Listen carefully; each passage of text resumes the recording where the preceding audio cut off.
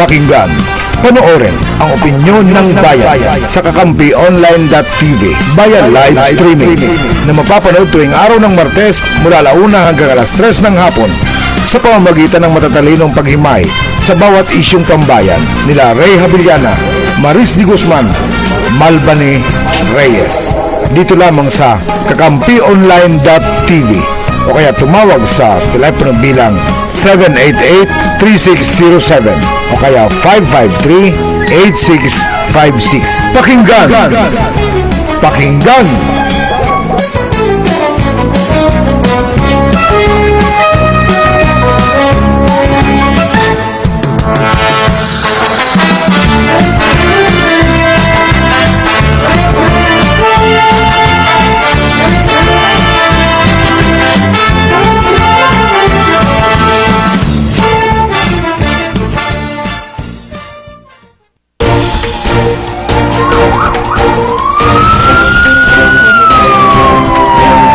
At ngayon, dumako naman tayo sa isang eksklusibong talakayan sa mga taong nasa likod ng balita. Kasama si Rene Brito dito sa ating palatuntunang opinyon ng bayan.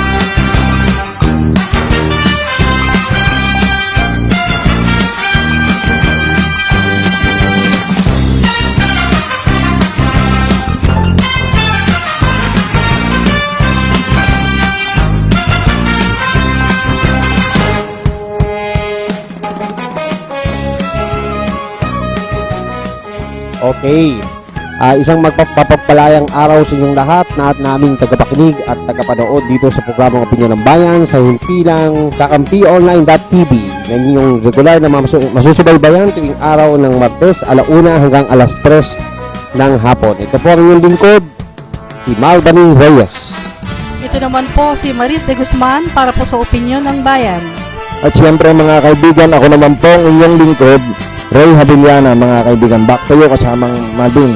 Okay, at this point in time, of course, bago tayo pumalaot sa ating mga gagawing talakayan, ay sisimulan natin ang ating spiritual enhancement na magmumula kay kasamang Maris D. Guzman. Okay, maraming salamat kasamang Malbani. Ngayon po, ang atin pong Bible verse ngayon ay matatagpuan po natin sa Proverbs chapter 22 at verse 6. Ito po ay papamagatan natin ng habang bata pa sila. Train a child in the way he should go, and when he is old, he will not turn from it. Di ba po, napakaganda niyan. Kaya, mga magulang, ano ba ang tinuturo nyo sa mga anak nyo? Mga nakaka-impress ba? Katulad ng paano spellingin ang Czechoslovakia o ang Mississippi? Kung paano mag-pronounce ng social na T or F at mga long A? Tinuturuan ba natin ang ating mga anak para mag-excel or maging mabuting tao? Kung minsan, sa kagustuhan natin mag-excel ang mga bata para maging number 1 sa klase, tinuturuan pa nating mandaya. Minsan nga, tayo pa ang gumagawa ng paraan para gawin ang kanilang mga homework, di po ba, at mga project, para maging mataas lamang ang mga grades nila. Pero, ang hindi natin alam, sa pamamagitan nun ay bumababa naman ang pagkatao nila sapagkat lumalayo sila sa pagiging makadiyos. What is the purpose of education anyway? It is not to accumulate knowledge and facts, but to have good character. Yes, character ang pinakamahalaga sa lahat. Kahit ang dunong-dunong ng mga anak nyo, kung wala naman uri ang puso niya at mababa ang pagkatao, edi magiging masama lang siya. Kung dumudunong ka nga at nagiging mas makapangyarihan, pero ang siste, wala namang kwenta ang pagkatao mo, mas magiging sagabal ka lang sa lipunan. Kaya dapat, pinalalaki natin ang mga bata na may activity sila ng Sunday at Bible study.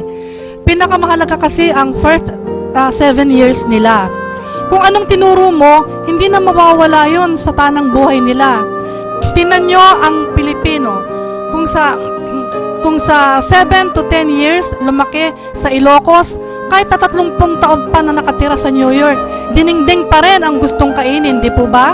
Pag lumaki sa Pampanga, kahit na 50 taon o ilang taon pa ang nakatira sa Alaska, nagtatanong pa rin ng burong talangka. Kung anong gusto nyo na maging buhay ng mga anak nyo, ituro nyo na sa kanila hanggat bata pa sila.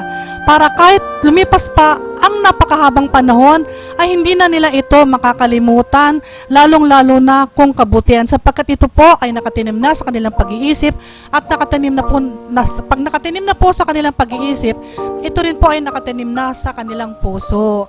Kaya bata pa lang po, turuan na natin ang ating mga anak ng kagandahang asal. Okay? Napakaganda nito, no? Kaya nga po hanggat maaga, kailangan i-train na natin yung ating mga anak ng kabutihan sapagkat ang foundation ng mga bata dapat po talaga ating inaabatan. Huwag niyong sasabihin na kaya hindi natin mapagsabihan o hindi natin masaway kasi bata pa, wala pang isip yan. Mali po yun. Kailangan habang lumalaki po. Kasi napapansin nyo ba kasamang Ray, kasamang Malbani, ang bata walang ginawang tama. Di ba? Wala yung ginawang tama sa totoo lang, no? Kasi baby pa. Andyan yung pag natuto na silang maglakad, no? Bitawan mo yan. Dampot ng dampot yan. Kahit na anong mahawakan yan, tuloy-tuloy sa bibig. Minsan naman, aakyat yan kung saan-saan. Kaya bata pa lang talaga, kailangan matrain na sila at dito ay kailangan ang atin masusing paggabay. Hindi ba kasamang Ray, kasamang Malbani? Yes. Kaya nga ako turo ko sa anak ko kasamang Maris, kasamang Malvin Anak, ang matututunan mo dito sa pag-aaral sa panlupa, pansamantala lang yan. Hindi mo madadala yan sa kabilang buhay. Pero yung kaalaman na matututunan mo sa salita ng Diyos, magagamit mo yan panghabang panahon. Kaya yan ang itatanim ko sa iyo, hindi habang panahon. Siyempre, buhay ang papa mo, pero pagdating ng panahon, yan ang naitanim ko sa puso mo, aanuin mo yan sa habang panahon. Tsaka pag may problema, lagi kang hingi ng tulong sa Diyos. Dahil talaga yan ang pinakamatatawag na magulang natin na pag nilapitan natin, andiyan dyan yung suporta ng ating Panginoong Diyos. Diba kasamang Maris, Malvin? Tama. Yes, and alam mo, very inspiring yung senior na verse ngayon, kasamang Maris. As a matter of fact, the Bible is telling us na from infancy up to the last breath of our, the last breath that we will take, kailangan nating hindi tumigil sa pag-aaral. Kaya nga, the word is, we never stop learning. And alam mo, ito ay isang good example na ginawa ni Timothy of the Bible.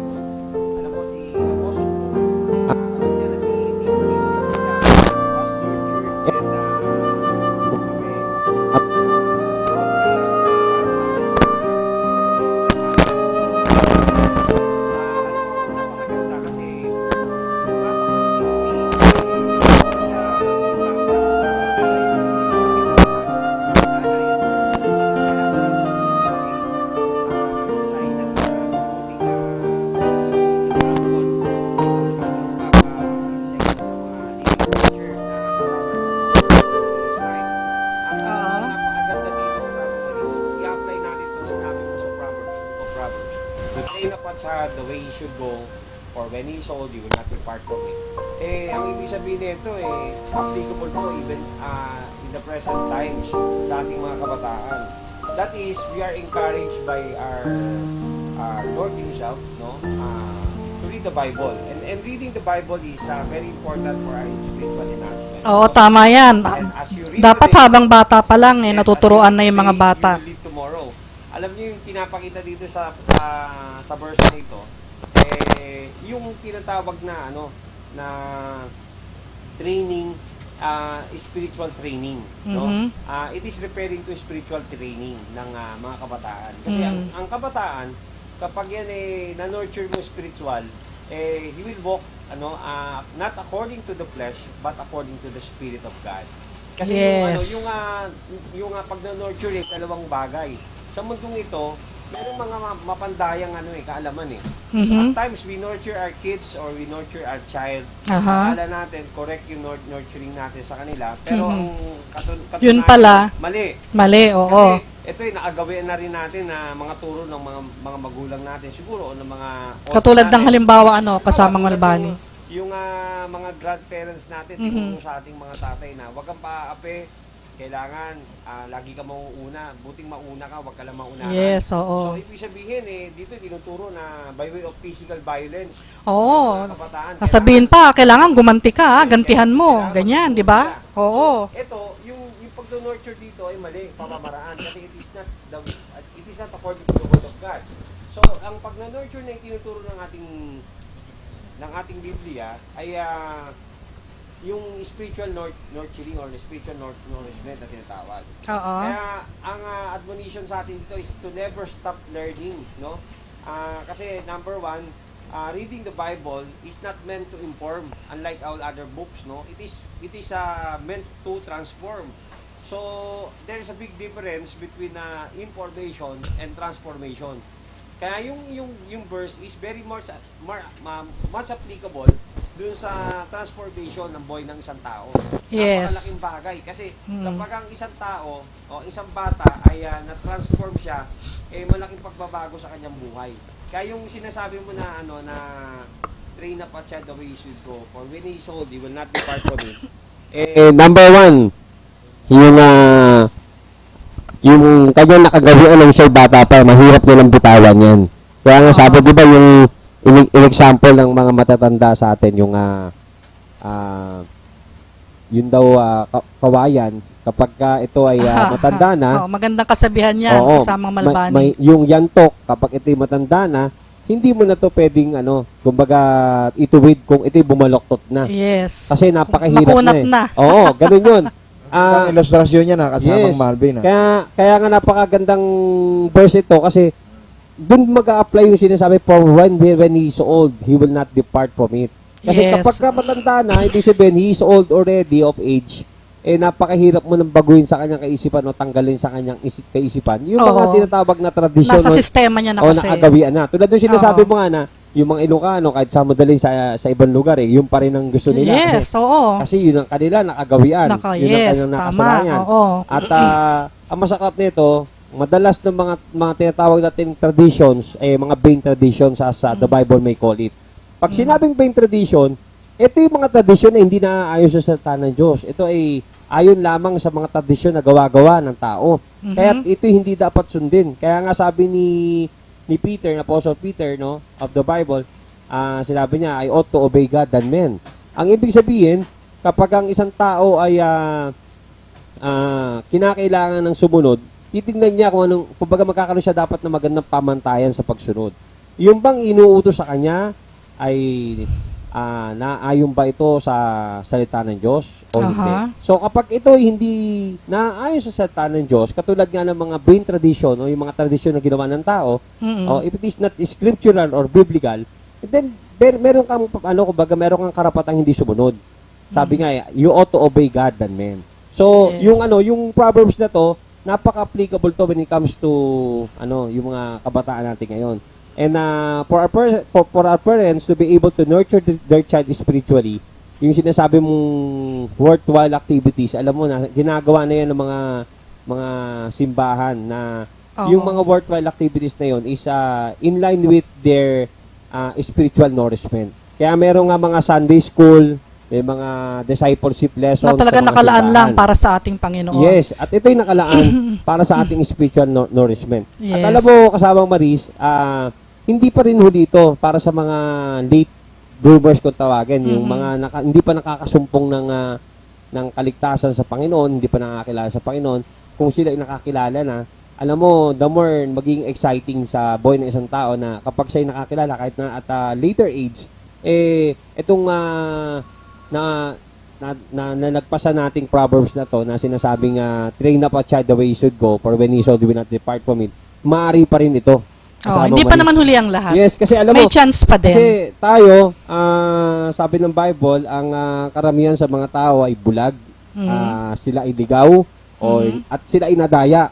Kaya kapag nakakilala ka sa Panginoon sa pamamagitan ng linaw ng kanyang salita, ay malalaman mo kung ano yung mga maling nagawa mo nung ikay bata pa. Kaya Correct. maaari mo pang ituwid, di ba? Mhm. Pero alam mo, itong Pwede verse mo pang pagsisihan. Yes. Oo. Kaya itong verse na to, ito naman ay preventive. Kumbaga, Yes. yung mga bata, siyempre, hindi Parang pa sila, guide natin Oo, yan. hindi pa sila dumadaan doon sa mga pinagdaanan natin. Ngayon, nasa edad na tayo na Totoo yan. na-realize natin marami tayong maling nagawa sa ating edad o kumbaga sa ating paglaki. Yung mga bata, pwede natin silang i-remind na yung mga dinaan natin, hindi nila dapat pagdaanan pa yon. At especially so kung tayo ay lumalakad na sa linaw ng salita ng Panginoong Diyos, mas magiging inspiring yung ating buhay kasi pakikita natin sa kanila. Dati ako, inform lang ako sa mga bagay, pero ngayon transform na ako because it is the Word of God that is now leading me, no? Wow, In this napakaganda life. niyan, Melbani. Ayun. So, alam mo, yung Proverbs 9, we go a long way, no? In terms of application, not only to yung mga kabataan, but likewise, miski doon sa mga may edad na, kasi makikita nila dito, ito pala yung way ng training ko when I was young. Mali pala to. That's why hindi ko ito maialis-alis. Kaya may mga bata na palamura kasi they grow out of the Yes, oo, yung mga families no, na sagwa. yung mga parents Ang nila. lulutong na magmura. Yes, ganun din nung naririnig nila sa mga matatanda. Mhm. So, hindi mo masisisi yung mga kabataan kasi nakita nila yun from Oo. their olds. And that is why they will not depart from it. Di ba? Yes, totoo So, yan. the only way you will depart from it is pag nakilala mo na meron palang Panginoon, nandiyan dyan, Mhm. magtuturo sa'yo, no? Sabi nga, walang tinatanging Panginoon, anumang edad mo, anumang race mo, anumang lahi mo. Kapag ikaw ay talagang nasumpungan mo ang Panginoon sa buhay mo, doon masisimulan mo na ang pagbabago. At hindi pa uli ang pagbabagong ito. Alam mo, may tinatawag tayong daily devotion kasamang Maris Oo, oo. Ang isang tao, required ng Bible yan, kinumand ng Panginoon yan, na magkaroon siya ng daily devotion. Kaya nga sabi, we have to pray without ceasing, no? Mhm. We have to study to show ourselves approved unto God, no? That is Yes. in the book of 2 Timothy. Sinasabi doon dapat daw tayo ay mag-aral, no? Upang ipakita natin sa ating Panginoon that we are approved unto God. A workman that needed not to be ashamed, rightly dividing the word of truth. So, doon makikita mo lang na kahit malaki ka na, you are mandated, you are commanded by God, no, to study His Word, no? At yung Yes. pag-aaral mo ng salita ay hindi lang yung basta nagbasa ka because reading is one thing and learning is another. Yes, magkaiba yan. Oo. May Pero mga- dapat lagi magkasama yan. Yes, may taong marunong magbasa o nakakabasa sila pero hindi naman sila nakakaunawa. Yes. So, itong nasa book of 2 Timothy, bali 2:15, sinasabi dito na we have to show ourselves approved unto God. So, ibig sabihin, kapag tayo nagbasa ng salita ng Diyos, we have to apply it into our lives and we have to show God that we are approved, no? In terms of our practices. Yun yung ibig niya sabihin. Mhm. Kaya nga, sinabi rin yan sa Book of Romans 12:1 and 2 Yung sa Book of Romans, kasamang Ray and kasamang Maris, sinabi ng Biblia na we have to to offer ourselves a living sacrifice, holy and acceptable unto God. So, kailangan nating ibigay o ialay ating sarili bilang buhay na hain sa ating Panginoon. And doon sa verse 2, sinabi niya rin that kumbaga we have to change ourselves by the renewing of our minds. So, dito, kailangan natin baguhin ang ating kaisipan. Yung dating makamundong kaisipan ililipat natin doon sa kaisipan ng Diyos, no? Let the mind of God be in us para tayo magbago. So, ayan ang isa sa mga maisi-share ko tungkol doon sa sinabi mong verse kasama Oo, Maris. napakaganda. At siguro yung marami na naman natutuhan ng ating mga tagapanood at tagapakinig.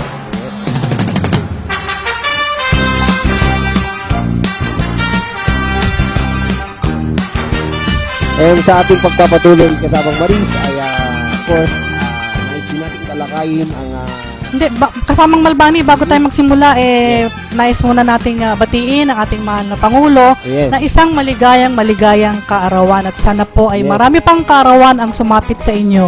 yes, happy Gusto ko birthday lang po. kasamang Maris, kasamang Malvin sa kaarawan ni Pangulong Digong. Sana yung plano niyang pagtatalaga ng barangay official, sana ang gawin ng Pangulong Duterte, magtalaga ng mga sinasabing yung maghahayag ng salita ng Diyos sa bawat barangay. Ay, Yun ang the best. maganda suggestion yan. Para mas lalong mapaganda yung pamahalaan at panlipunan. Yan ang Yes. sikreto. Oo, maging Yes. malapit sa Diyos para maging peaceful. Oo, alam mo kasi pag ikaw malapit ka sa Panginoon, ayaw mo ng kaguluhan. Gusto mo laging may peace of mind, 'di ba? Kaya dapat talaga hangga't maaga ituro na kaagad yan magkaroon talaga ng ganyang ng ganyang Alam mo, kasamang activities. Ray, ako natutuwa at binigyan ka ng wisdom ng Panginoon Yes. na i-share yung ganyang magandang suggestion para sa ating Pangulo. At alam mo, rest assured, ang ating mga ang ating Pangulo ay ginagabay ng ating Panginoon, binibigyan ng wisdom pagdating sa kanyang good governance in eradicating the corrupt officials and the drug addicts in our land. At dahil dyan, kasamang Malbani, kasamang Ray, binabati natin ang ating Pangulo sapagkat siya ang pinakamakapangyarihang tao sa daigdig. Siya ang namumuna, number 1 siya. Nilagpasan niya si Pope Francis at saka si Pope Francis at saka si Putin, Yeah. no? At eto nga, mahusay talaga sa diplomasya si Pangulong Digong. Isipin mong kumbidahin at itinakda ang dinner date sa Malacanang ng pamilya Duterte at pamilya Robredo. Mahirap sukatin ang galing ni Pangulong Digong sa ganitong klase ng pakikitungo sa kaibigan at kaaway. Yeah. Parang yan din ang estilo na ginamit niya para makakuha ng pabor sa China, gayon ang ilang sektor ay galing sa Beijing. Aktual na napapakinggan na ng gobyerno ng Pilipinas ang pambihirang diplomasya ni Digong dahil nilagdaan na ang implementasyon ng ilan sa multibilyong dolyares na investment at ayuda ng China sa Pilipinas bilang malawak na rehabilitasyon ng mga drug users sa Nueva Ecija. Nagpaputok din, ito namang si Antonio Trillanes ay nagpuputok ang butse ng mabalitaan na tinanggap ni Vice President Leni ang alok na hapunan sa Malacanang sa pagsasabing isa itong patibong. Ganyan din ang babala ng mga pro-US nang makipag-ulayaw si Digong sa mga Chinese officials na inilalawang mapanganib na pagkilos. Ngayon lamang tayo nagkasaksi ng ganitong klase ng leader sa daigdig. Kaya kabilang si Pangulong Digong sa nominado bilang pinakamakapangyarihang leader sa daigdig na in-sponsor ng Time Magazine. Ibig sabihin kasamang Maris ko si Pangulong Digong gusto niya yung katahimikan, kapayapaan. Si naman etong si Trillanes gusto kaguluhan. Oo, lagi pumuputok ang butche. At dinaig pa sina US President Donald Trump at Russian strongman Vladimir Putin. Makapangyarihan si Digong dahil nagagawa niyang mapakinabangan ng direkta at agaran ang kanyang mga kalaban. Bibihirang leader ang may ganyang katangian. Kumbaga, kayang hulihin ni Digong ang kidlat, kayang igapos ang hangin, kayang ipalumbon ang mga ulap, kayang pigilin ang alon, at kayang palamigin ang apoy. Yan naman ang sa bunyag ni Danilo Ambrosio. O, di ba? Napakaganda. Totoo naman, di ba? Kasi Digong tactician di ba kasamang Oo, Maris? Di ba? Marunong nga siya nung cyber, di ba? Yung law of war. Alam niya yan. Si Shu Tzu. Yes. Mm. Maganda yan na binahagi mo kasama Binabati po Maris. namin. Sana nga mag number 1 si Pangulong Digong sapagkat karangalan yan na dadalahin ng ating bansang Pilipinas. Biro mo, no?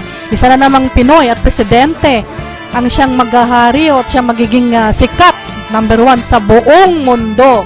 O di po ba? Ilang yung pagiging sikat kasamang Maris Ang pinaka-importante dyan, nakukumbinsi niya yung mga iba't ibang leader ng iba't ibang bansa na talagang ibig sabihin pagdating sa pamumuhunan sa sarili nating bansa. Di ba? Oo, at saka nagpapatunay lamang na kahit na maraming bumabatikos at hindi nakakaunawa sa ating Pangulo, talagang hawak pa rin niya, kumbaga, ang masa. Marami pa rin pabor sa kanya. Kasi sa dami naman ang ginagawang maganda ng Pangulong Duterte, di ba? Ako talaga, kaya ako siya talaga nagustuhan. Yun lang sa drugs.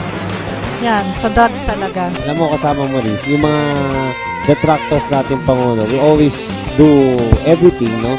Para mag-shake lang yung yung government ng ating Pangulong Duterte. Pero never nila mabibreak yung foundation. Kasi yung foundation niya napakalakas Kapag sa earthquake, ang costa nila is ang gusto lang nila is maalog lang ng konti yung administrasyon.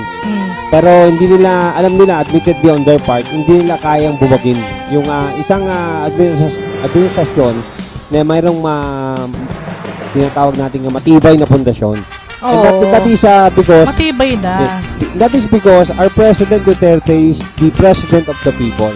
Yes. Yun ang ano doon, yun ang difference. Kasi compared to any other president, yung iba ay nakasalalay ang lakas sa kanilang partido. Pero si Presidente Duterte na magugulitan natin, kasamang Rian, kasamang Maris, yung siya ay pumalaot sa politika, Yes. hindi napakalakas ng kanyang Oo. partido. As a matter of fact, the leading party is Liberal Party. Yes. So, doon nakikita mo na after na napatunayan niya sa electorate, sa mga botante na siya ang karapat-dapat maluklok bilang Pangulo, ano naging resulta? Di ba yung mga taga-liberal lumipat? Kaya nga yung liberal kasamang Martin, kasamang Maris, Nag-jump nagulat ship. Hindi nila Marami akalain nag-jump yung strategy yung ginawa ni Duterte. Nag-turn lahat. At marami hindi lang sa liberal, kundi sa mga ibang partido rin nagmula, ang lumipat no sa kampo ng ating Pangulong Duterte. Kaya nga nakopo na ng PDP ang Senado at ang Kongreso. And that is why it is very obvious why the death penalty has already passed the level of the House of Representatives. Kasi 217 I think or 200 plus votes ang nakuha nila na kung saan more than enough, talagang majority vote ang nakuha nila in passing the said proposal for death penalty. At dito nag-concentrate naman sila dun sa in support dun sa kampanya nating Pangulo against drug against drug sa bansa. Dahil dito in-specify nila yung kanilang proposed bill na kumbaga tumutukoy lamang doon sa sala ng drugs, no, which is hindi na isinama yung ibang mga offenses, hindi ba? Oo. Ayun. So doon makikita mo talaga yung kanyang kumbaga political will, so to Oo, speak. may will, meron siya talagang will. Oo, that when he speaks, the congressman and the Senate listens. Oo. No? At saka kung si Trillanes lang wala naman ang pumapansin dyan yung Kasi- putak ng putak Kasi kasama si Trillanes just one senator as opposed to the majority of the senators who are kumbaga continuous in their support to our president, no. So kumbaga napaka-minority lang ng boses na yan at yan kung tutusin at times hindi nga nakakatulong, nakakagulo lang. Kaya Kasamang Martin, kasamang Maris, ang mabigat ngayon, pinag-aaralan yata ng Malacanang na i-recall yung amnesty na inisyo dito kay Pinag-aaralan Trillanes, talaga di yun. ba? Paglalagyan siya May dyan. paglalagyan siya. kasi yung Lapit na. nagbigay ng amnesty itong si Pinoy, kung tutuusin, parang naging illegal. Oo. Kasi Parang kasi hindi talaga maliwanag kasi sa Article Minadali 134 ng minadali. Revised Penal Code, dapat may approval ang majority ng Congress. Yes. Oo, dapat. Lumabas na wala. Kaya Hindi yun ang pwedeng medyo Pangulo lang. questionable. Siyempre dadaan yan sa Congress dapat. Oh, ayan, doon pala makikita mo kasama Maris. If the action of our government, no, kumbaga do not reflect the real intention of the people, no, hindi papasa yung batas. Kasi yung mga congressmen, may sarili rin silang mga di ba? Oh, correct. Mga constituents na nire-represent. Kasama Malvin, ang tanong dyan, paano to pag na-recall ngayon, binalik yung yung amnesty niya na baliwala, di kulong to. Ay, kulong. magsasama Baka lang may sila. pupuntahan siya. Oo, Makakasama niya si Gary Alejano, di ba? Yes. Oo, sama-sama sila. Katulad niyan, mas mabuti naman siguro ang purpose ni ating Pangulong Presidente sa pag-invite kay Vice President Leni Robredo. Pero ayon na naman dito kay Trillanes ay isa na naman daw itong patibong at sumama pa nga ang loob dahil pinagbigyan ni Leni Robredo ang Yes. ating Pangulo sa imbitasyon nito sa Malacanang. At saka sinasabi pa nitong Kaya yung kasamang Maris, yung diniscuss mo nung nakaraan sa DWBL na yung sinabi ng spokesman ng Supreme Court na parang hindi kinakailangan na matuloy ang impeachment, dapat mag-usapan yan, di ba? kasi nga ito nga 'di ba, sinabi ko Parang sa BL, pinakinggan ni Duterte yung advice, yes, no? na itong withdraw niya nga yung pag-file ng impeachment para sa ating vice presidente. Kasi Kasi nga, dapat ang vice presidente talaga makipagtulungan na lang di ba, kasamang Maris? oo, pero hindi naniniwala doon si Trillanes na naman na talagang, pero ang gusto yata ni President, kaya niya pinapa-withdraw yung impeachment, total, meron naman daw nakapending na na protest, electoral protest si Bongbong Marcos. Yun ang parang gustong gumana ni President Digong. Yes. Na total, 'di ba? Magre-recount naman para nga daw malaman ng sambayan ng Pilipino sino nga ba ang tunay na vice presidente. Kasi kung may impeach siya, bakit ano pang di parang mababaliwala na yung ganun ba yun kapag kalimbawang na impeach, tuloy pa rin ba ang Kaya nga yun ang electoral panawagan protest? natin sa PET, di ba, kasamang Maris, na aksyon na agad yan para Oo, malaman na ng taong bayan ng totoo, di ba? Kasama Maris, pag na-impeach siya, di magigimot and academic na yung kaso. Ngayon nga hindi na Kasi wala ka nang aalisin dun wala eh. na kasi nga wala Kumbaga, na wala na yung vice If presidente. the process do sa legal battle nila ni Senator Marcos, kumbaga will have a positive result in favor of Bongbong Marcos. Mm-mm. So kung mai-impeach si So ang magiging vice Lenny, presidente na. Hindi, kung mai-impeach si Lenny, kung yung kaso ni Bongbong ay talagang affirmative on his side, parang mangyayari dito, kung sino mauna na lang, di ba? Ibig sabihin, kahit mag-appoint, kunyari, appoint ni Pangulong Duterte yung Senate President, kung lumabas din yung resulta sa PET, na nanalo si Bongbong, bali wala yung appointment ng Senate President bilang Vice President, di ba? Yes. Kasi yun naman ang batas, di ba? Yes. Kaya lang naman nagkaroon ng appointment if there is a declared vacancy or kung talagang nawala yung public official do sa kanyang Tama. pwesto by way of impeachment or by way of Pero an tuloy pa electoral din ang protest. So either way, siyempre gagawin lang ng ating Pangulong kanyang katungkulan either to appoint or kumbaga ano man yung mauna sa dalawa, di ba? kasi nga katulad yan na hindi naman kaila at ito naman ay na-broadcast na rin sa radyo at naipalabas na rin sa TV na kahit nga daw sa boto na dahil talagang yung PCOS machine na yan talagang maraming ginawang kabalastugan yan dahil kahit na raw sa boto ni Presidente Digong ay nagsasabi nga na hindi lamang 16 na milyon ang naging boto at 21 supposed to be 21 million daw ang boto na talagang boto ni President Digong. At dahil nga raw may utos sa taas, sabi daw ni I quote unquote na sinabi ni Attorney Bautista, ni Chairman Comelec. Comelec na si Chairman Bautista na kasi nga daw ay may utos sa taas. So gets na natin 'yun. May utos sa taas na sabi nga para wag naman daw maging kahiya-hiya yung susunod binawasan yata ng 5 milyon, kaya naging 16 million na lang ang boto ni Pangulong Digong, at yung 5 milyon ay napunta yata doon sa pamungalawa sa kanya. Alam mo, kasamang Maris, kasamang Malvin, Dapat yan ang pala- lantarang pambabasto sa taong bayan. Dapat pala 6 na milyon Kasi lang parang ang ang boto. eleksyon ngayon sa bansa, lumalabas hindi na according to the will of the people At para wag according nga to daw- the dictated the PCOS machine na. Totoo yan. At parang wag nga daw maging kahiya-hiya na lumabas na 11 million tuloy. Pero yung totoo pala, 6 million lang ang talagang boto at 21 million. O biro mo nga naman yun, ang layo, di ba? Ang layo nga naman. May utos sa taas para wag naman daw maging Kasi dun nila kasi ayaw nilang iparamdam sa bansang Pilipinas na talagang nagsawa na ang tao. Yes. 'Di ba? Ayaw nilang ma-confirm at kung baga malaman talaga na ng buong Pilipinas yung tunay na naging pulso ng damdamin ng ating mga kababayan. Yes. Na talagang dahil nga doon sa change is coming, na yun ang naging Malvin, Maris, kunin ko nga opinion nyo dyan kasi marami kayong alam sa batas ito bang ginawa ni Chairman Bautista Kasi sabi, utos daw sa taas, sumunod naman siya.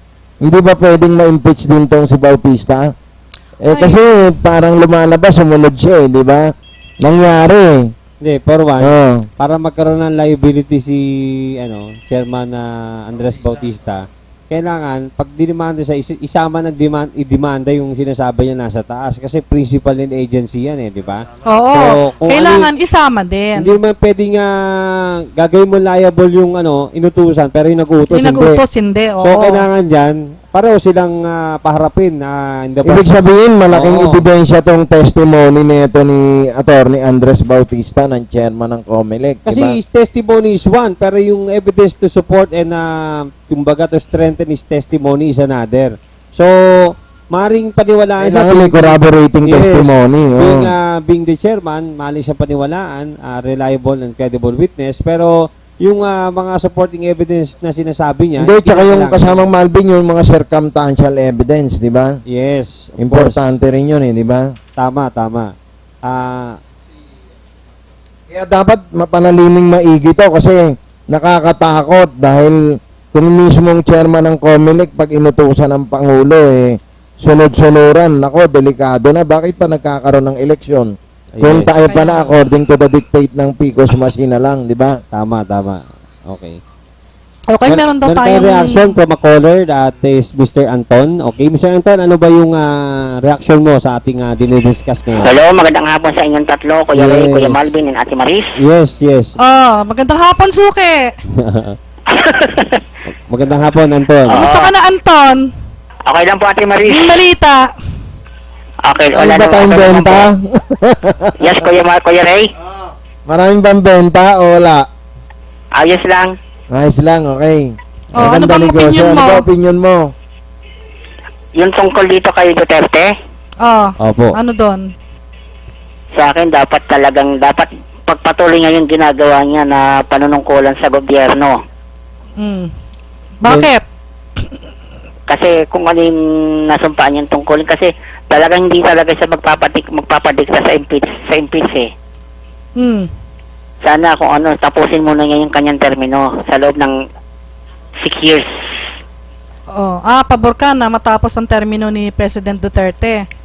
Oo. Tsaka sana malagyan ng magawa niya ng paraan yung mga lugar na halimbawa yung housing project, yung pagtatayo ng istruktura, public transport station,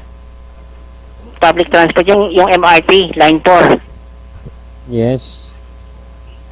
Alam mo, meron ng ginagawa dyan ng ating gobyerno. Sa matter of fact, kasamang Anton, kung napanood mo nung nakaraan, meron kaming guest, no? Si LTAP President Mr. Orlando Marquez. Kasi tignan mo no? naman, Mm-mm.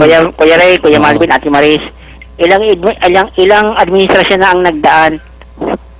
Puro palpak naman yung ginawa. Kaya nga, sinasabi ko sa'yo, kasamang Anton, na meron natin ginagawang hakbang dyan ang ating gobyerno. Sa matter of fact, ay mamamahagi na nga ng mga solar vehicles, no? Solar-powered vehicles, itong grupo ni LTAP President Orlando Marquez. Tignan no? mo ngayon, tignan mo ngayon sa sa darating na publiko. Hulyo, may zona na naman.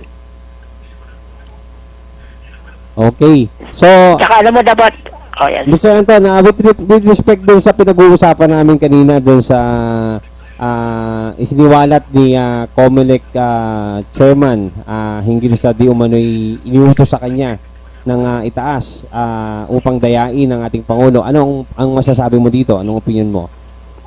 Sa akin lang, hindi dapat dayain ito, kuya eh. Pero maganda naman yung ginagawa ng ilan yung chairman ng COMELEC, yung sinisiwalat niya yung totoo. Yes. So, ikay pabor doon sa pagsiwalat ng katotohanan. Oo naman, pabor ako dun sa ganun, syempre. Okay. So, any other opinion on the other issues na tinatalakay namin, Anton? Yes, kuya. Oo, pabor ako dun sa opinion niya sa tinatalakay dito. Kasi, kung ano yung nakikita niyang totoo, talagang sinisiwalat niya. Okay. Kung ano yung kanyang nalalaman, Okay, sige, bagamat kasama Anton. chairman pa yan. Oo. Anton, we will discuss later on yung issue about the postponement of barangay election this coming October 2017. Ikaw ba ay sang-ayon dito na ibigay ang kapangyarihang mag-appoint sa mga barangay chairman sa ating Pangulo? Yung pagpapaliban sa sa SK. Pagpapaliban sa barangay election, national election ng barangay. At merong move ang Kumbaga sa ano, yung mga chairman ng barangay papalitan. yes, at ang magpapalit ay ang ating Pangulo, no? Bibigyan siya ng appointing authority para palitan yung mga chairman. Sa akin okay lang yun eh. Kaya lang siyempre kawawa naman Kasama yung Marvin, ilan. maraming issue dyan. Yes, ito Kasi na. mukhang Pangulo lang yata, i-appoint lang ng Pangulo yung barangay chairman. Oo. Aalisin na yata yung mga kagawad, parang ganon. Yun lang yun. Yun lang talagang yung mga kagawad ng barangay ang aalisin doon. Mawawalan sila ng barangay council. Oo, mawawalan. Yun ang Oo. pinag-usapan namin ni Chairman Papa eh. Oo. Kaya, At saka hindi Kuya Ray, Kuya Malvin, Ate Maris. Mm-mm. Pagmimitingan, siguro ang mangyayari yung pagmimitingan pa yan. Hindi. Pero Ano hindi pa yan, naman batas agad-agad kasi yan aalisin eh. yun. Alam mo yung election na yan, barangay election yan. Yan ay batas na nakasaad sa ating constitution. So, you can postpone it without amending the Kailangan law. i-amend, mag-amend muna. At Oo. sabi nga ni House Speaker Alvarez, aabot naman yata na magpapanukala ulit sila ng batas. To Para amend. may Pero amend. ano, Kuya Ray, maisingit ko October pa lang naman Kuya yun Ray. eh. Hello? Yes, yes. Maisingit ko lang Kuya Malvin and Kuya Ray, Ate Maris. Pero yung paano naman yung ibang kabataan paano naman yung ibang botante na gustong bumoto doon sa barangay o sa SK sa sangguniang pangbarangay? Oo. hindi na sila makakaboto pagka meron ng batas. Kaya, depende yan. Kung wala naman batas, eh syempre, puproceed yung eleksyon yan. Paano na? Halimbawa, ako botante ako Kuya Ray, Kuya Malvin. Mm-mm. Paano naman ako boboto kung sakali?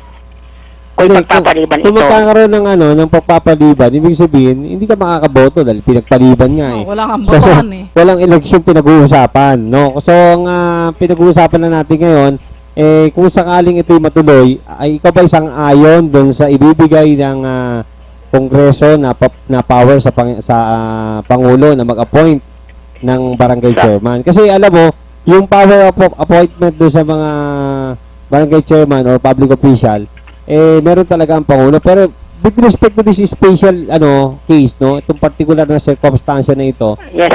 Sang-ayon ako dyan, kailangan Kuya. natin Sang-ayon ako i-regulate dyan, Kuya. dito. Dahil magkakaroon tayo ng tinatawag na legal impediment, no, so to speak. So, Yes, kailangan Kuya natin Marvin. ng legal, Excuse me lang Kuya Malvin, Kuya Ray, no? Yes. Ako sang-ayon ako dyan sa ipapanukalang batas o ipapatupad kung sakasakaling matuloy. Okay, sige. Maraming salamat kasama Anton, ha. Tawag ko ulit para pa sa ibang mga issues natin. Tsaka sa BL. Yes. At saka sana Kuya Malvin, bago ko nga pala bitiwan to, no? Okay. Sana ma-invite natin uli si Calando Marquez yung yung kinapanayan niya ng isang araw. Sana ma-invite natin siya doon sa DWBL, no? Oo, meron na tayong invitation sa kanya. Inaayos na lang yung schedule. Okay? Oo, kasi maganda yung sinasabi niya tungkol sa modernization. Okay. Yung mga lumang jeep na phasing out ba, kumbaga. Oo. Facing out and Saka facing dapat in. malagyan na rin ng aircon. Okay, kasamang Anton, salamat. Maraming salamat Kuya Ray, Kuya Marvin, Ate Maris. Ingat na lang sa pag-uwian eh. Okay, Salamat. Ikaw salamat. din, ingat ka. Salamat kasama Anton. Okay. Si kasama Anton ay mula pa sa Taytay Rizal. Tanay, Taytay nga, Taytay. oh, Taytay Rizal. Napakalayo ng lugar na iyon. At alam niyo mga tagapakinig, si Anton ay isa sa mga regular caller natin sa programang Opinyon ng Bayan. At sa ibang kapansanan, no? I think bulag si Anton, di ba? Tama. Pero hindi naging hadlang ang kanyang kawalan ng paningin sapagkat siya ay nanatiling nakikinig sa ating programang Opinyon ng Bayan. Okay? So, sa ating magpapatuloy ay nais po nating bigyan daan naman ang balita hinggil sa pagbaba ng remittance inflow sa ating bansa na ito'y inaasahan dulot ng paghigpit ng immigration policies ng administrasyong US Donald Trump. Okay, kasamang Maris, ang pagbaba ay gawa ng pagkaunti ng mga Asian workers sa Amerika na siya namang nagdulot ng pagbawas ng mga remittances na pumapasok sa ating bansa. Ito. At ang affected dito kasamang Maris Ray ay yung tinatawag nating low dollar influx, no? Dahil yung mga Asian workers, particularly Philippines, ay nabawasan. No, ang ating bansa ay pumangalawa, no, na nagbigay, kumbaga nag-register ng ikalawa sa pinakamababang nagbibigay ng remittance inflows. Nauna dito ang bansang Vietnam at pumangatlo naman ang bansang India. Ano yan, sa datos ng Amerika yan? Kasama Malvin? Hindi, ano ito, sa gross domestic, based on the gross domestic product ng ating bansa. So, datos na ng ating bansa ito. Kasama ngayon. And on another issue kasamang Marisa, nais ko sanang bigyan daan ng konting pagtalakay tungkol doon sa due diligence when it comes to appointment of our government by our president, no? Dahil kasi yung appointment ni Perfecto Yasay inulan ng maraming batigos at sa matter of fact ito ay hindi pumasa sa commission ng appointment. At dito itinuro nila na porque political ally o friend ng ating Pangulo itong si Perfecto Yasay ay parang lumalabas kinakatigan siya ng ating Pangulo. Pero nakita naman natin, di ba? Natanggal siya sa kumbaga hindi siya nagkaroon ng final appointment, no? Dahil hindi nagsabi ng totoo. Oo, hindi siya pumasa sa review. Alam mo, ito kaya ako sinasabi kasamang Marisa and Ray yung due diligence. Ito pala float appointment na tinatawag, nagganap na, no? Sa kaso rin ni Yasay nung kapanahon ng mga nakaraang Pangulo. So, hindi nila dapat ipato yung sisi sa ating Pangulo sapagkat nung time na siya ina-appoint bilang chairman ng Securities and Exchange Commission, kasamang Ray, magugunita natin, na hindi naman siya kinwestiyon sa kanyang citizenship. During that time, he was a practicing lawyer in America and Yes. still, kumbaga, US citizen.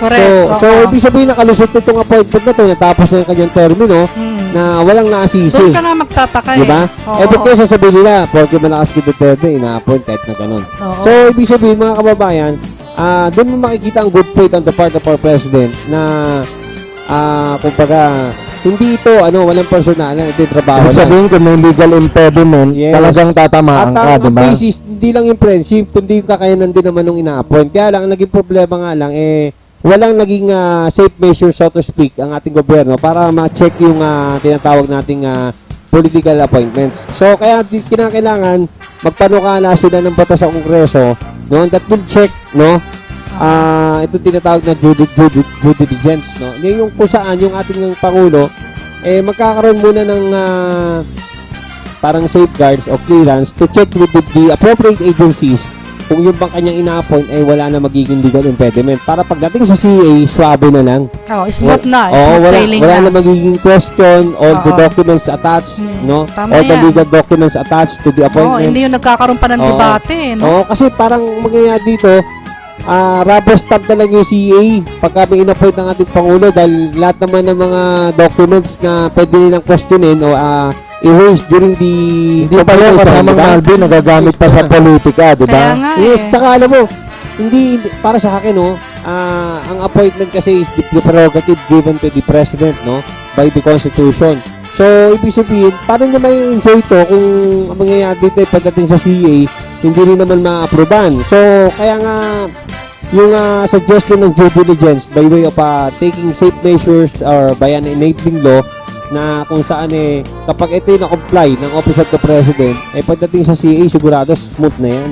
Hindi ba? Oo. Huwag haluan ng politika, di ba? Kasi nangyayari dito, para bang any Tom, Dick, and Harry can be appointed, pero pagdating doon sa CA, dadaan siya sa butas ng karayon. Totoo yan. Kung nga mangyayari dito, yung appointment will be based on the safe measures na kumbaga gagawin ng Office of the President upang lahat ng mga appointments niya ay maging maayos na. Oo. Siguro wala Pagdating tayong ng magiging CA, problema. oo. Oo. Smooth Kaya nga, sailing na. there are cases wherein may mga na-appoint sa mga position na hindi dapat sila i-appoint kasi hindi sila qualified. Pero na-appoint sila. So, kung ito magkakaroon safe measures na tinatawag na mag-check na, magkakaroon ng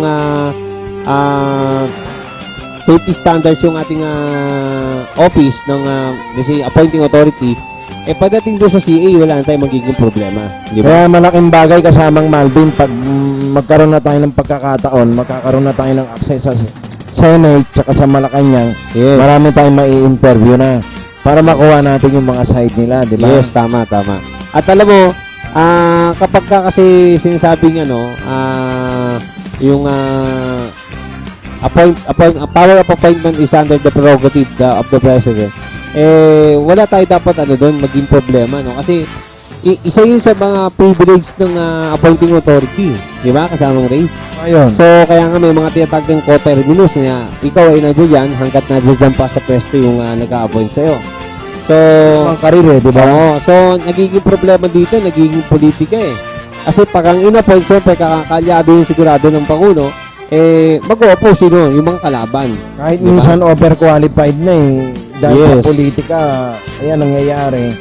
Kontra ng kontra kahit walang legal basis, kahit Yes. walang factual basis, di ba? Tama. Okay. So, we move on to our next issue. Alam mo, kasama Maris, meron akong Yes. isang isi-share. At ito yung nagpa-plus kayo sa ating screen, kaya lang di natuloy ni kasamang Allen, no? Yung secret has been uncovered. Cancer is not blank. Ganun. It's not a disease, but business. Kasamang Maris. So, Malalim na explanation yan, kasamang Malvin, nagulat ka, no? Yes. Nakarelate ako dyan, nakarelate ako kasi yung misis ko namatay sa cancer kasamang Malvin. Yes. At alam mo, ang maganda dito, share ko sa inyo, the word cancer, the word called cancer is a lie, no? According to the writer. You might not believe this, but cancer is not a disease, sabi niya. Maganda. It is business, no? Cancer has become widespread. As a matter of fact, it has affected the old, the young, baby, and everyone. Correct. Kaya mahal pa naman ang gamot ng ng Yes. cancer. Oo. Sharing this wonderful post will expose many of the hidden hands of the world's manipulators and annoy them. Okay? Alam niyo ba na ang book na World Without Cancer has up until now been prevented from being translated into many world languages? Meron na libro na in-author kasamang Maris na ang title ay World Without Cancer. Pero ito ay hindi tinuloy, no, na ma-translate into many languages. And the reason is kasi yung mga suppliers ng mga medicines, no, ng tinatawag nating cancer, no, Yung sa mga pharmaceutical. yes, malulugi at mawawalan sila ng negosyo. Yes. Kasamang Maris. So, the one thing that is very important is kung ito ay hindi disease, no, as the author would put it, at ito ay business, bakit kumbaga ano ang solusyon sa tinatawag nating cancer. So, magugulat kayo na ito pala ay deficiency lang ng vitamin B12, kasamang Maris. It is nothing else. Kaya para sa mga may cancer, we have to avoid chemotherapy, surgery, or taking medicines. totoo yan.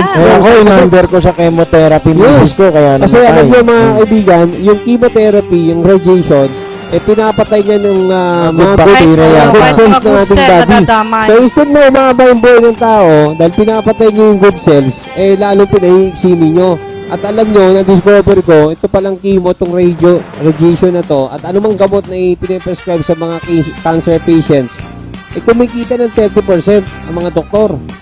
Kasamang Ray. So, ibig sabihin, hindi na prevent to. Pero subukan mo kamag-anak nila ipakikimot irradiation, hindi nila papayagan ng ikimot irradiation.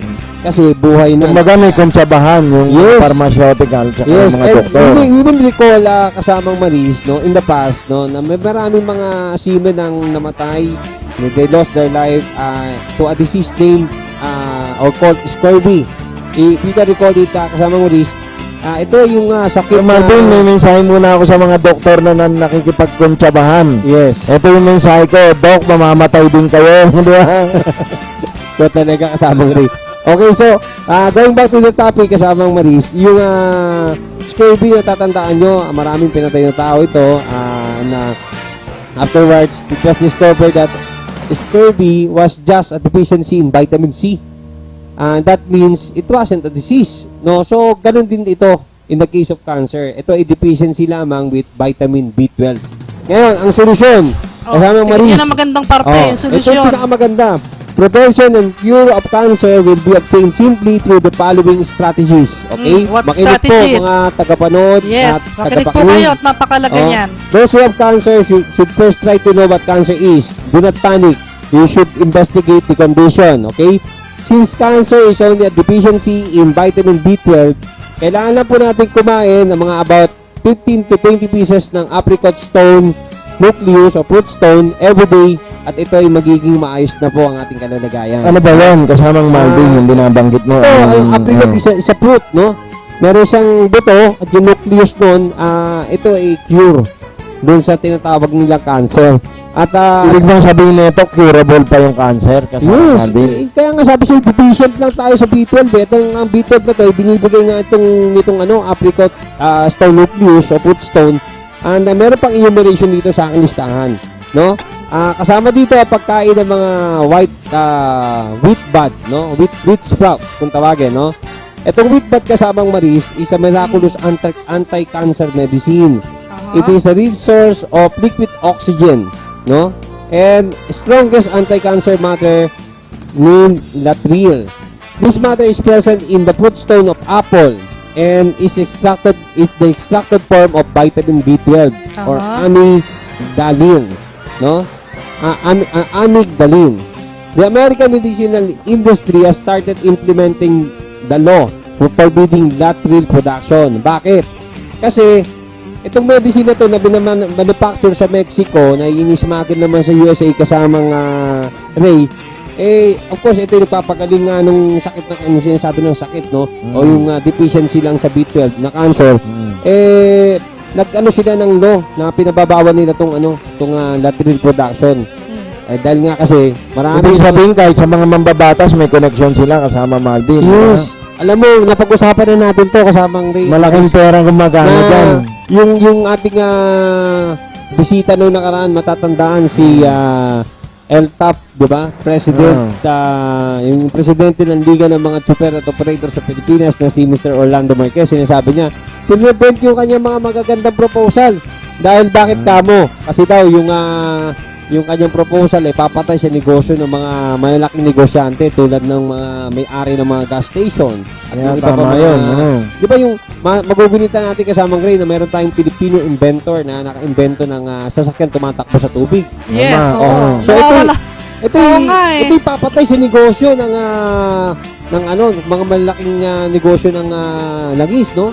Yung mga may-ari ng gas stations na kung saan sad to say, karamihan dyan mga nakaupo sa pwesto, Tama, mga politiko, tama, totoo no? yan. Mga congressman, mga senador, at Tama. ayaw nilang mawala ito sapagkat siyempre wala din ang negosyo nila. Yan ang dahilan kung Oo. bakit hindi nila sinusuportahan yung ating mga matatalinong scientists. Ganun ba yun? Yes. Kasamang Malbani? Yes. Oh my And God. that is why it's a shame, no, to our lawmakers if they will be doing this, no, to our scientists, especially so if life is at stake, no. Kaya alam mo kung dito pinapatay yung ganyang proposal kasama ngayon, hindi ako magtataka kung bakit yung itong deficiency sa vitamin B12 lang ng pasyente kaya siya nagkaroon ng cancer, pinatay din yung production ng latril in America na ito naman ay tinatransport o ito ay minamanufacture sa Mexico o sa Mexico. So hindi ka magtataka kung bakit may mga tao ang hindi gumagaling. And alam mo, I will quote this, no, kasamang Maris. Si Dr. Harold W. Manner, no, in a book named Death of Cancer, has stated the success of cancer treatment with latril is as high as above 90%. You see that? So, ibig sabihin, itong pinagbawal nila na latril na i-manufacture, na minamanufacture sa Mexico, na ita-transport sa Amerika, na nagpasa sila ng batas para ipagbawal to, para sinasabi ng mga mambabatas na ito, na di ba nilang mamatay sa cancer yung mga pasyente pa sa buhay ang industry ng Ganun na kumbaga ba? pharmaceutical Ganun na ba? industry ng mga, Grabe, mga no? nagsusupply ng mga gamot.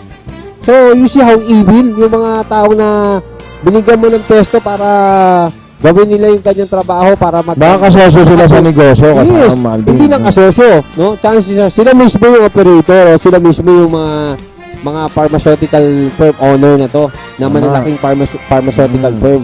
Kaya ito'y pinatay nila kasamang Maris. So any reaction on your end kasamang Maris and Ray? Sana naman sa ganyang pagkakataon wag na nilang isipin yung mga ganyan, yung mga pansariling interes. Dapat isipin din nila kung talagang naglilingkod sila at kung talagang sila ay makatao, makadiyos, isang tabi na muna nila yung pagiging business-minded nila. Alam mo ba, pagka maraming maisasalbang buhay, Yes. Alam mo, gusto ko ibigay ito kay kasamang Allen kung may scan pa to, no? Meron ako ditong list ng mga anti-cancer foods, tsaka yung mga sources ng amiglabin or vitamin B12, no? Na kung saan, kapag ito ano ba ay... yung mga foods na dapat nakakainin para hindi ito. tayo makulangan ng B12? Yes, ito, number 1 sa listahan, yung apricot, kernel seeds, yung seeds from other fruits like apple, yung buto ng mansanas. Oh, No? kakainin. Yes, ayan o. Ano siya? B12 siya eh. Vitamin B12 ba no? Cherries, peaches, prunes, plums, pears, yung peras. Anti-cancer yan. Yes, kasama rin. Lima beans, ayan o.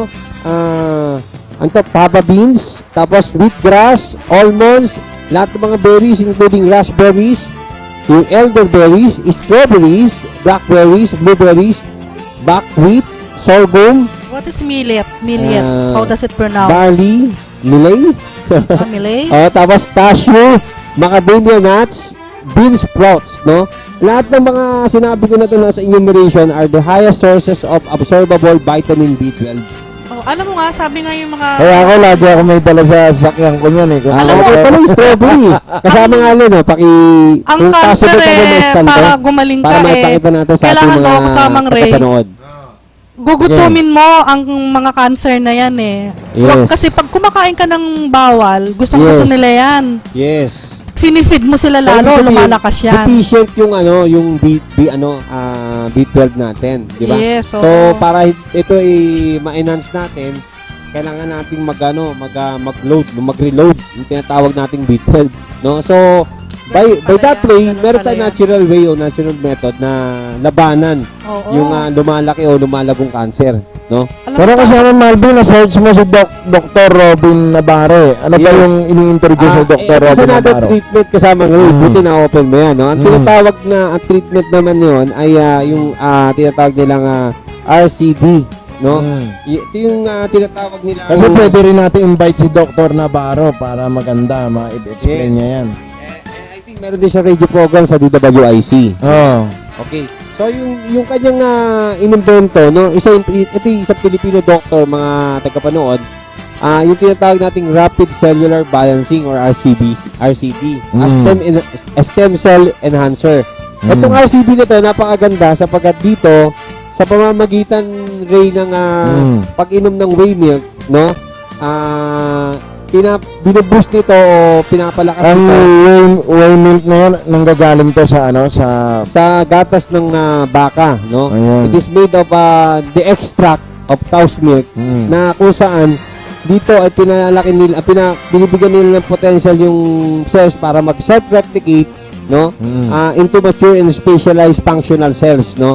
Ngayon, itong ginagawa nitong RCB, Rapid Cellular Balancing, with the help of whey milk, yung ating katawan, for the first 3 days, ay dinetoxify nito. Tinatanggal yung mga toxin, at pagkatapos naman, Kasi yun ang kalaban talaga ng Oo. katawan natin, yung mga toxin, yes, di ba? mararamdaman mo to sa iyong pagdumi, sa iyong pagpapawi, sa iyong pag-ihi, at lahat ng mga Cleansing talaga, yes, cleansing. lahat ng toxin sa body mo, aalisin. Ngayon, ang tanong, saan ba nagagaling yung toxin kasamang Marie? Kasamang Maris sa Ray.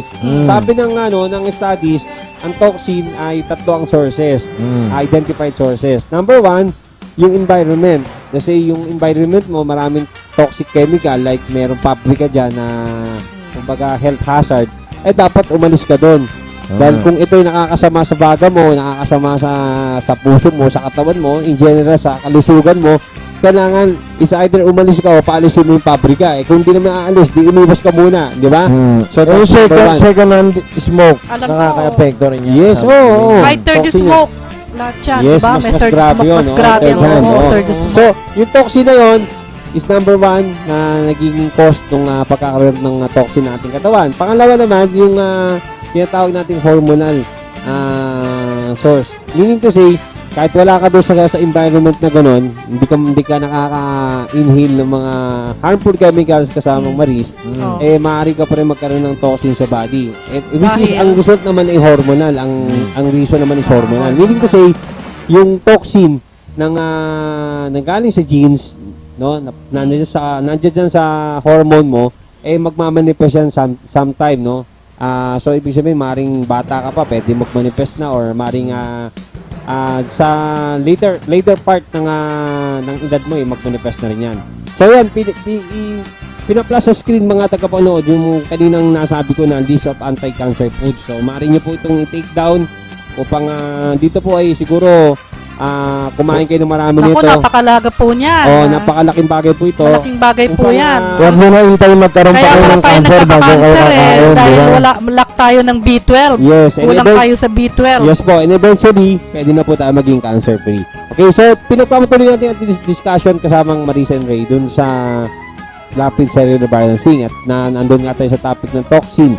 So, yung toxin, hormonal toxin, ito yung nagmamanifest later on. Kaya nga pa, may sinasabi ng doktor pagka tayo nagkukonsulta kasamang Maris and Ray. Sinasabi nila, tiyatanong nila sa pasyente, meron ka bang history ng diabetes? Meron ka bang history? Pag kung ikaw pasyente, Kinukunan isipin nga mo, nila ng ba't history. tinatanong yung history ng ano?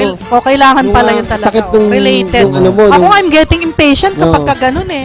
At ano din pa yung, ano pa yung kinalaman ng sakit ng Oo. lolo ko na nanay ko? Pati ka nununuan mo Eh eh. kasi, gusto nila Importante malaman pala yun, yung history, meron oo. kang possibility na magkaroon ka ng ganung sakit dahil nga sa hormone, no? It is present in your genes. Ibig Oo. sabihin, yung toxin talagang nandyan na sa'yo.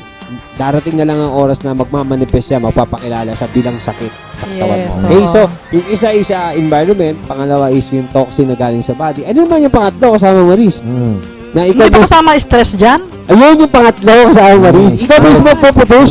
So, ibig sabihin ng isang tao pala, kahit wala sa hormone niya, kung gusto niya magproduce ng bad toxin, simple lang, magalit lang siya. Parang yun nangyari sa akin. Yes, Kasi magalit, na-stress mag-isip, ako, ma-stress. tuloy ako. Lahat ng mga bagay na hindi maganda, lahat ng negative, isipin niya. Sigurado ko, 100% mag-maintain yung hormone mo, mag-manifest yung toxin doon.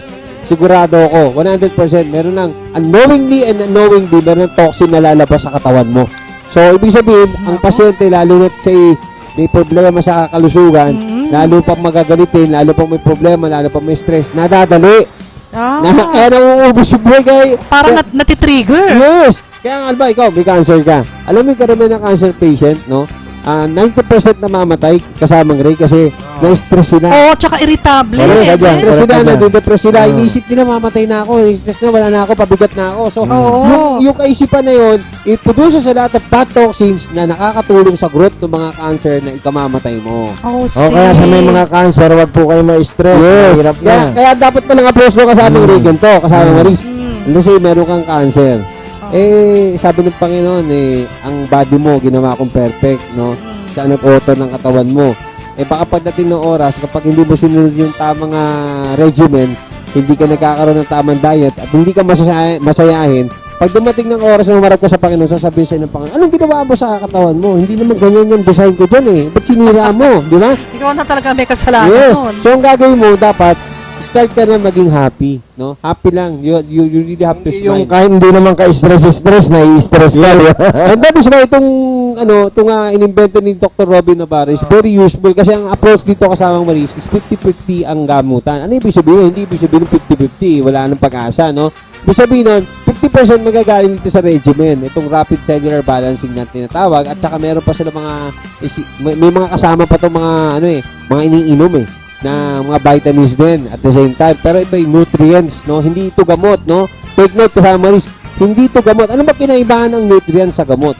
Ang nutrients is food for our body. So, meaning to say, pinalalakas nito yung mga cells na namatay, yung mga mahina ay pinalalakas, yung mga matay pinararami. So, being body's nutrients, so kapag nag-take ka nito, kahit di ka na kumain, busog na yung katawan mo kasi yung cells mo, may energy. Yes. Okay, so ang ibig sabihin nung 50-50 ganito kasama Maris. Yung ating cells palalakasin nitong mga pinaiinom sa atin na regimen, no? Oo. Pero kaya 50-50 ganito. 50% will come from the patient.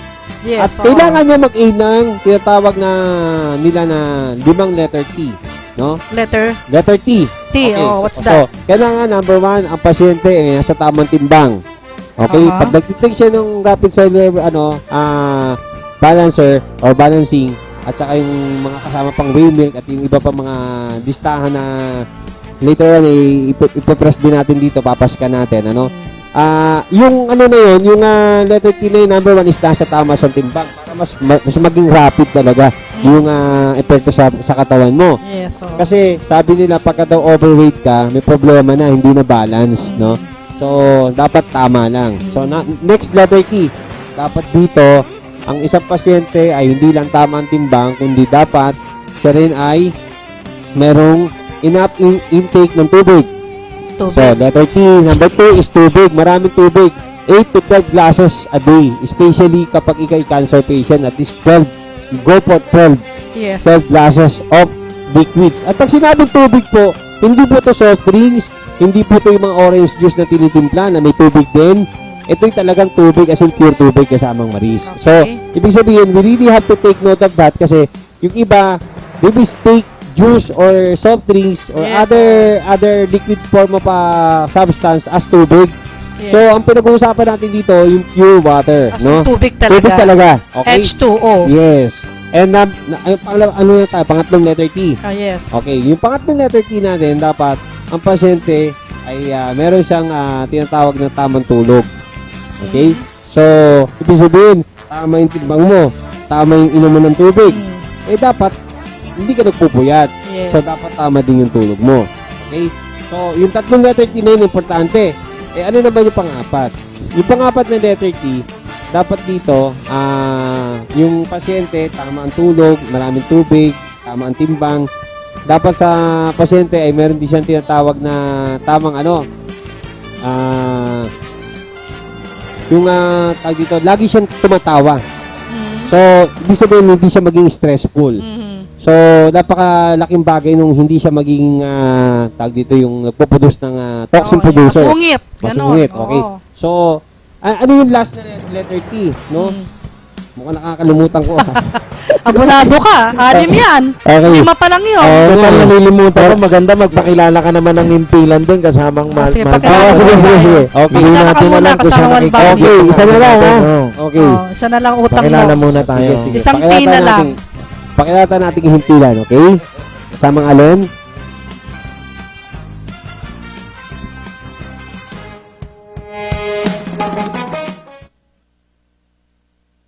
Pabahay ang pangunahing benepisyo ng Pag-ibig Fund. Pero marami sa atin ang may pangangailangan sa kalusugan, edukasyon at pang-araw-araw na buhay. Kaya ngayon, may Pag-ibig Loyalty Card. Sa Loyalty Card, maraming gamot, mas mura. Tuition fee, mas mababa. At LPG, bawas presyo. Simula pa lang ito, ng maraming dagdag ginhawa ng Pag-ibig Loyalty Card. Patunay na naman, sa pag-ibig ang pinaghirapan may katuparan.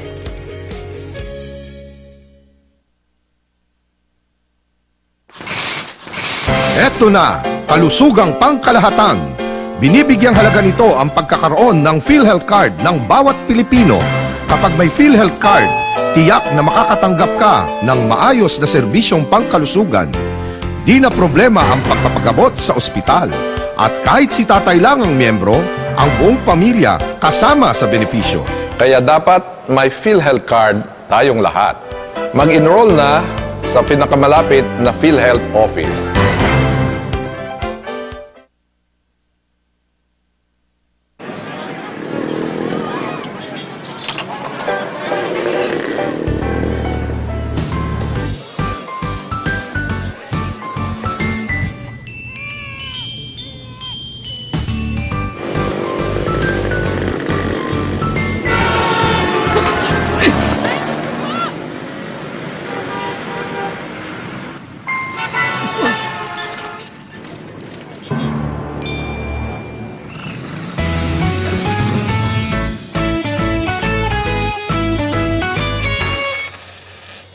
Bilib kami sa'yo. Sa tuloy-tuloy mong hulog sa SSS, protektado ka at yung pamilya. Mag-member na. OFW ka ba? Siguraduhing OWA member ka paglabas ng bansa. Sa OWA, mabibigyan ka ng proteksyon, pati na ang iyong pamilya at laging nakatutok sa kalagayan at kagalingan ng mga miyembrong OFW bago umalis ng bansa hanggang pagbalik. Ang OWA ay may welfare offices sa 17 rehiyon sa Pilipinas. Para sa karagdagang detalye, makipag-ugnayan lamang sa OWA 24/7 hotline sa mga numerong 551-1560, 833-6992 o kaya ay maglagon sa www.owa.gov.ph. Here's why thousands of Pinoy send money with Transfast.com. Napakataas ng exchange rate ng Transfast. Sa mating padala ko, my family gets more. Kaya may extra budget si Mrs. Kahit nasa Tuguegarao pa nakatira ang kapatid ko, he can still pick up cash. Transfast has thousands of locations sa buong bansa. For sure, alam nila ang ginagawa nila. Bakit ka pa magtitiwala sa iba? Mag-Transfast ka na. Send money today with Transfast.com.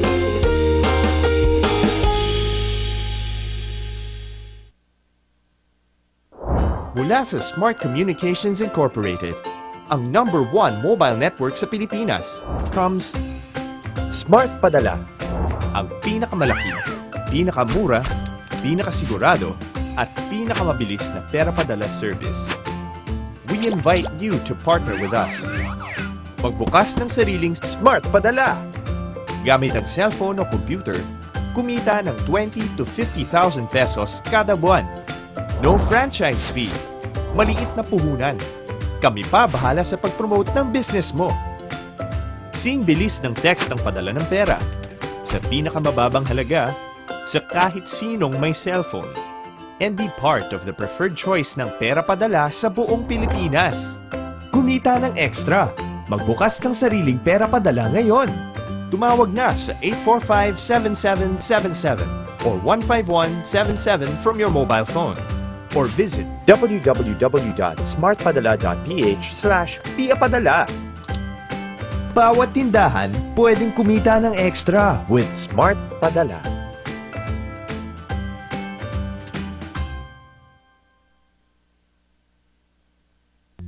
Ang ating mga dating bayani matatagpuan sa pera, sa mga libro, o kaya sa mga monumento. Pero ang mga bayani ngayon matatagpuan sa buong mundo. Mapa Hong Kong, Saudi, Europe, Amerika, Canada, at sa napakarami pang bansa. Halos lahat tayo may magulang, asawa, kapatid, kamag-anak, kaibigan, kakilala na Overseas Filipino Worker, in short, OFW. Sila ang mga bagong bayaning Pilipino, ang ating mga Global Pinoy. At para sa kanila at sa kanilang mga pamilya, merong SM Global Pinoy Program, handog ng SM Cares ng SM Supermalls. Madali lang maging member ng SM Global Pinoy Program. Magpunta lang sa SM Global Pinoy Centers at isubmit ang mga kinakailangang requirements at membership fee. Kukuha ang SM Global Pinoy membership card almost instantly na may kasama kaagad na special gifts. At ang bawat miyembro pwedeng magkaroon ng SM Global Pinoy card na ngayon ay lalo pang pinalakas ng E+. Ngayon, ito ay reloadable, tap-to-pay, cashless payment card na magagamit sa SM Supermalls. Convenient dahil hindi na kailangang magdala ng cash para magbayad sa napakaraming establishments, kagaya ng SM Centers and Stores, food outlets at restaurants, at marami pang iba. At pwede rin itong i-reload sa SM, sa ATM, at via cellphone. Kasama pa rin syempre ang mga dati pang perks and privileges ng Global Pinoy Card, kagaya ng access sa SM Global Pinoy Centers. Pwedeng mag-remit, mag-click ng pera, makitawag, maki-internet, maki-charge ng cellphone, habang umiinom ng special drinks. Sa madaling salita, special treatment. Marami pa ring exclusive perks and privileges, at access sa mas marami pang special events ng SM. Worth it maging bayani. Sulit ang lahat ng sakripisyo. Sa SM Global Pinoy, welcome ka dito!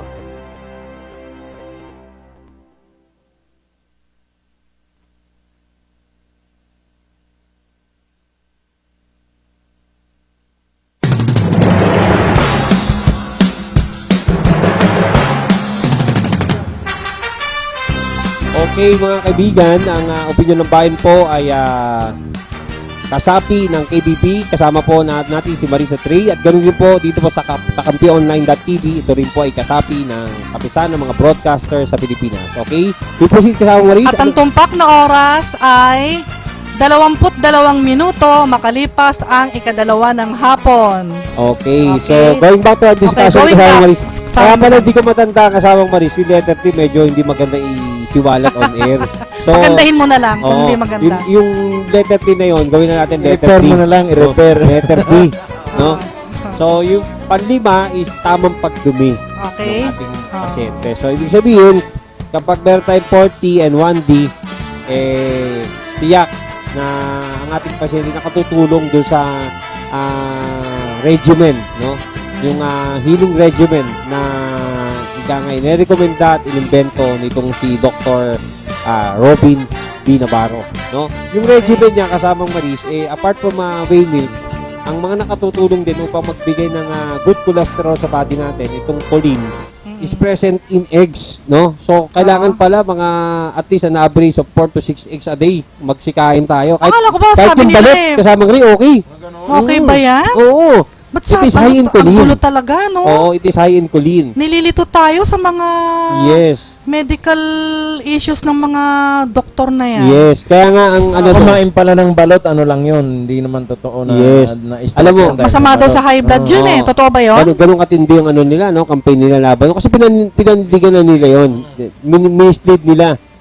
Kadalasan, kung ano yung konti naniniwala, yun ang mas safe na daan. No? Miski sa Bible, di ba?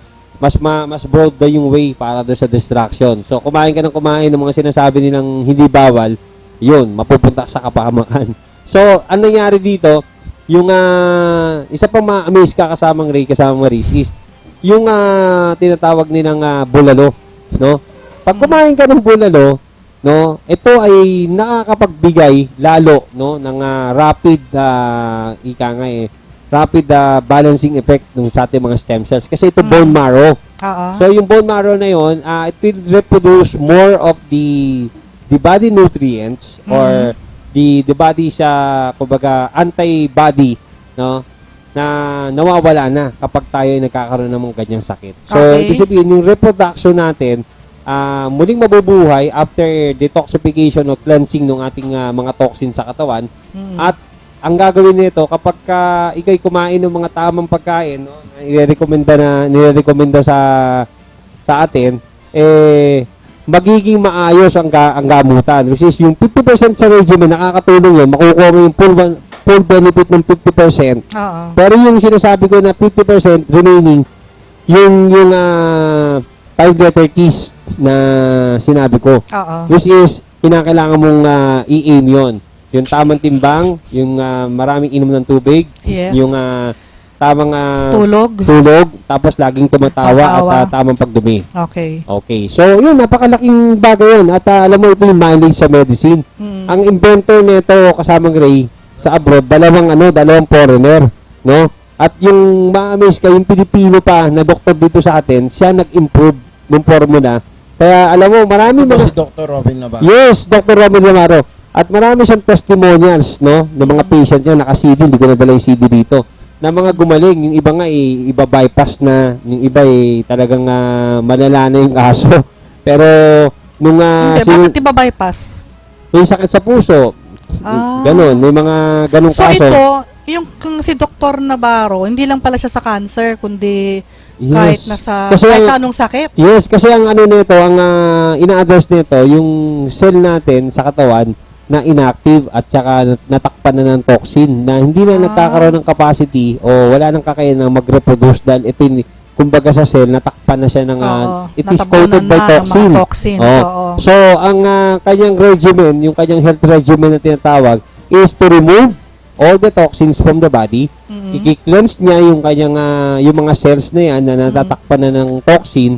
At pagkatapos sa cleanse, i-regenerate niya yun. Ibig sabihin, bubuhayin niya yung mga cells na yun para mag-produce uli.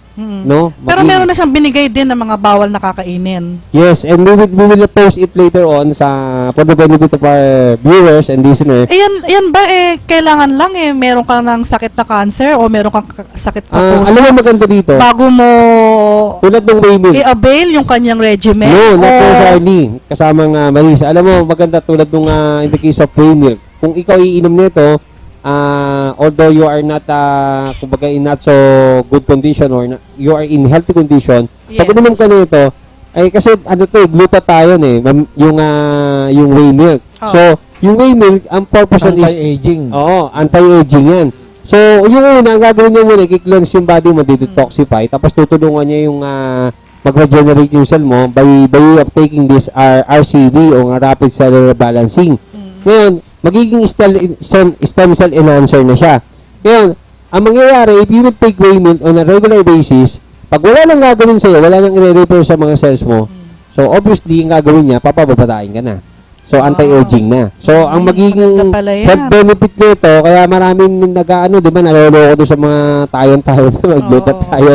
Eh, kasi nga, ito ay anti-aging. So, yun ang kumbaga sa ano, yun ang side effect niya. Maganda yung side effect dahil Yes. pababatain ka. Yes, you will have good skin, you will look young, and it is because of the regenerated cells na pinadami niya doon sa body Oh, mo. so, hindi yan yung katulad ng stem cell na It is napakamahal. Oo, Diba? Milyon. It is the natural way of enhancing the stem cell na hindi ka para nung yung sinasabi mo na ano naman to, yung almost million.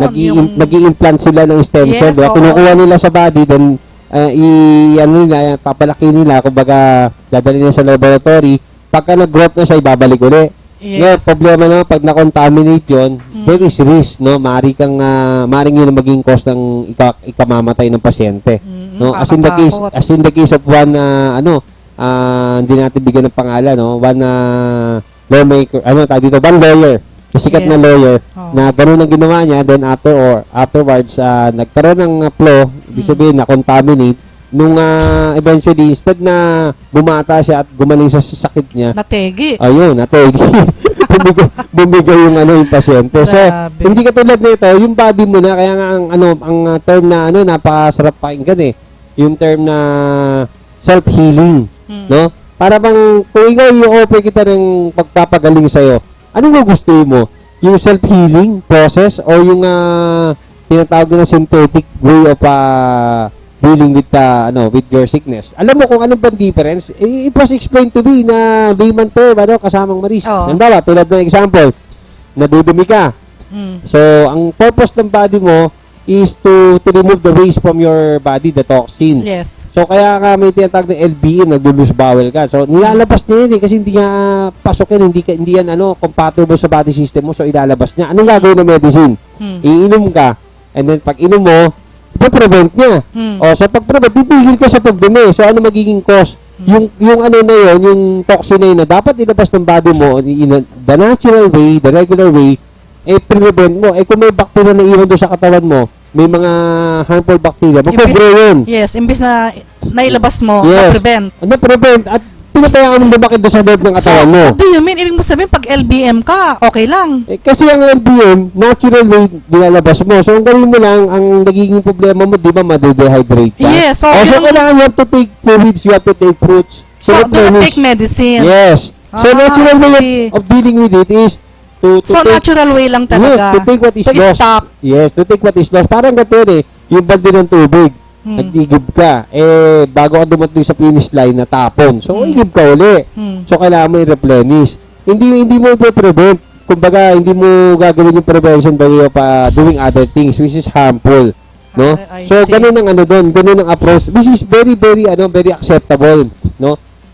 To all people of all ages. Dahil napakalaking bagay nito na para bang yung natin, yung katawan natin, pinagtiwala sa atin ng ating Panginoon yan. So, sabi nga, we are accountable So, we really have to do everything that is natural and good, no? According to the body system.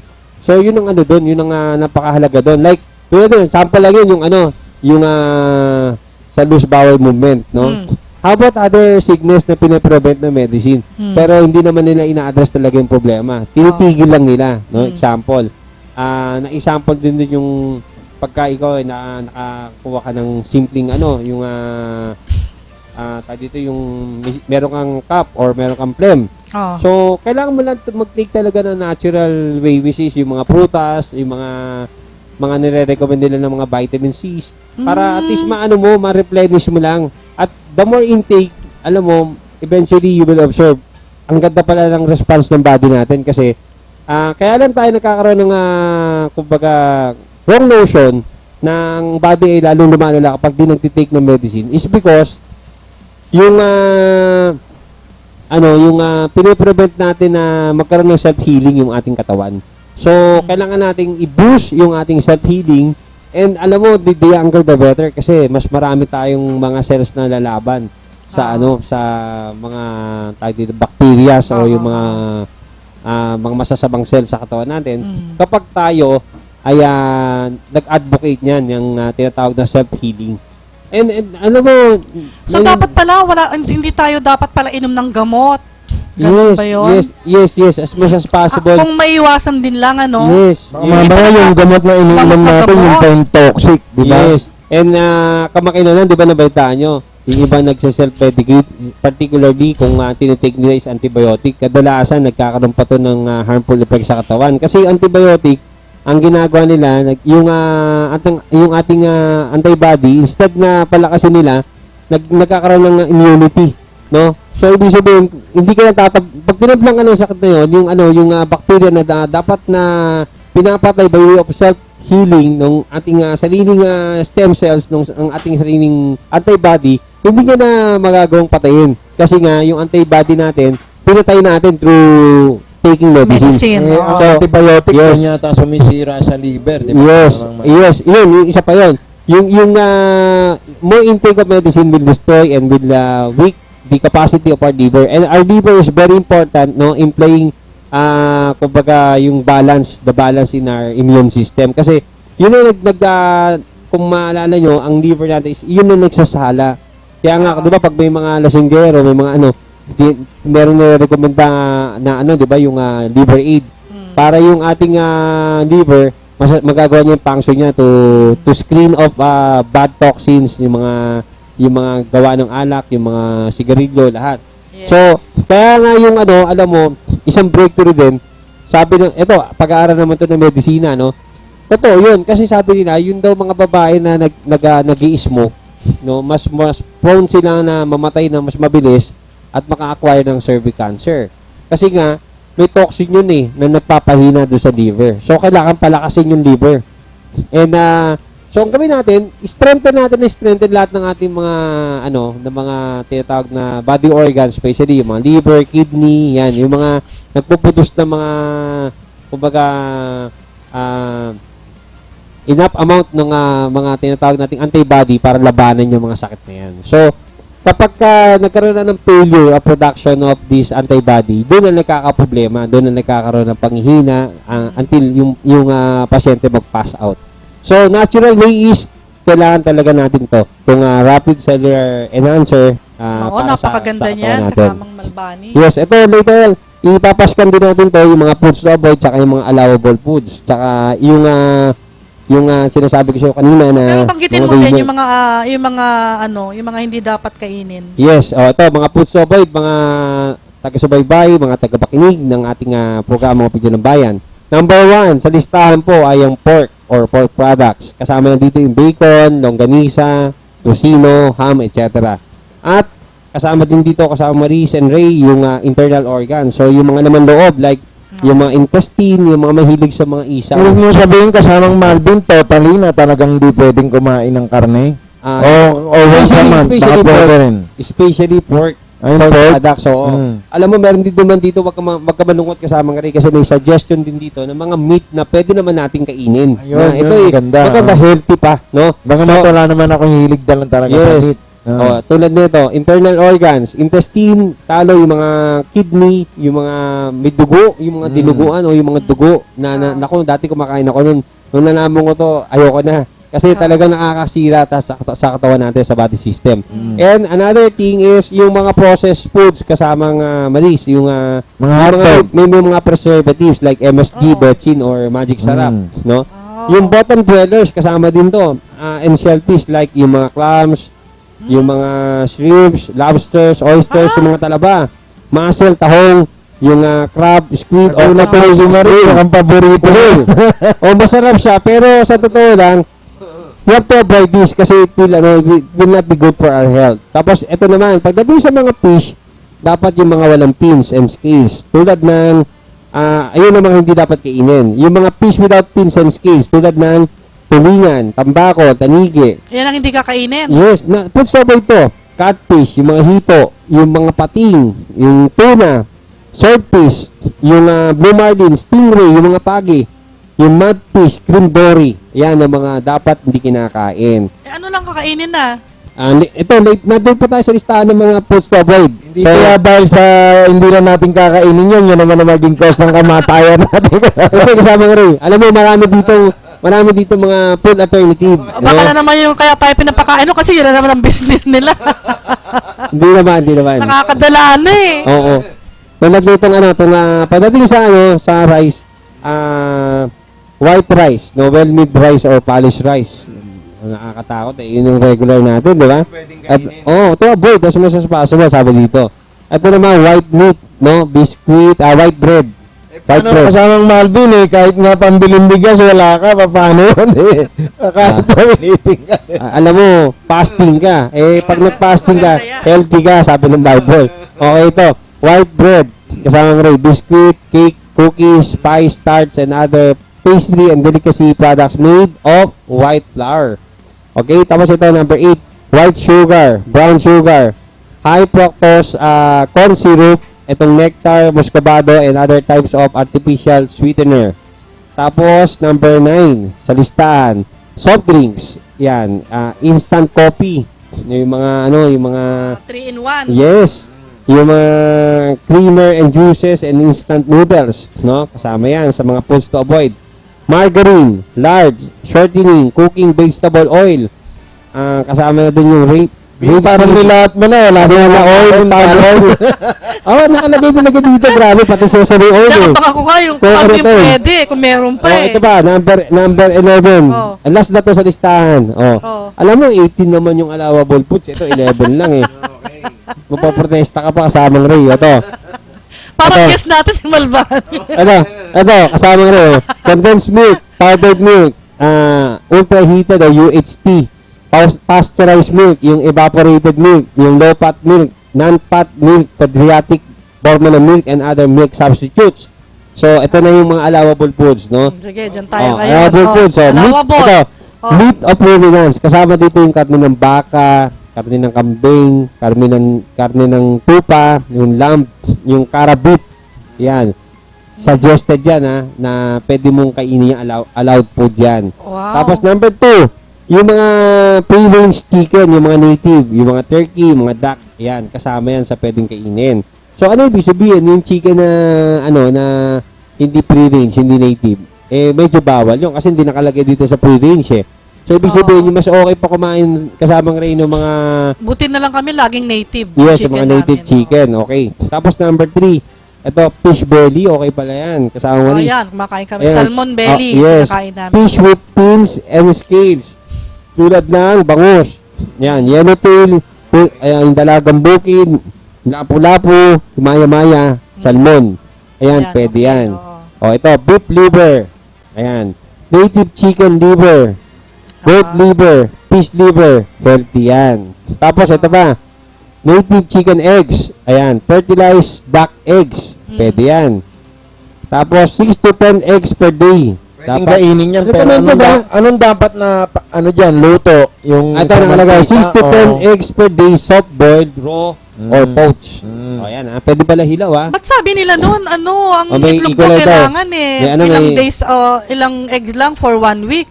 Yun nga yung common notion na talagang maraming naniniwala doon, pero sa totoo lang. Pero parang hindi tayo magtalo dahil wala tayong paraan ma-interview natin to si Dr. Navarro. Yes. No? Tapos ito pa, kasama nga rin.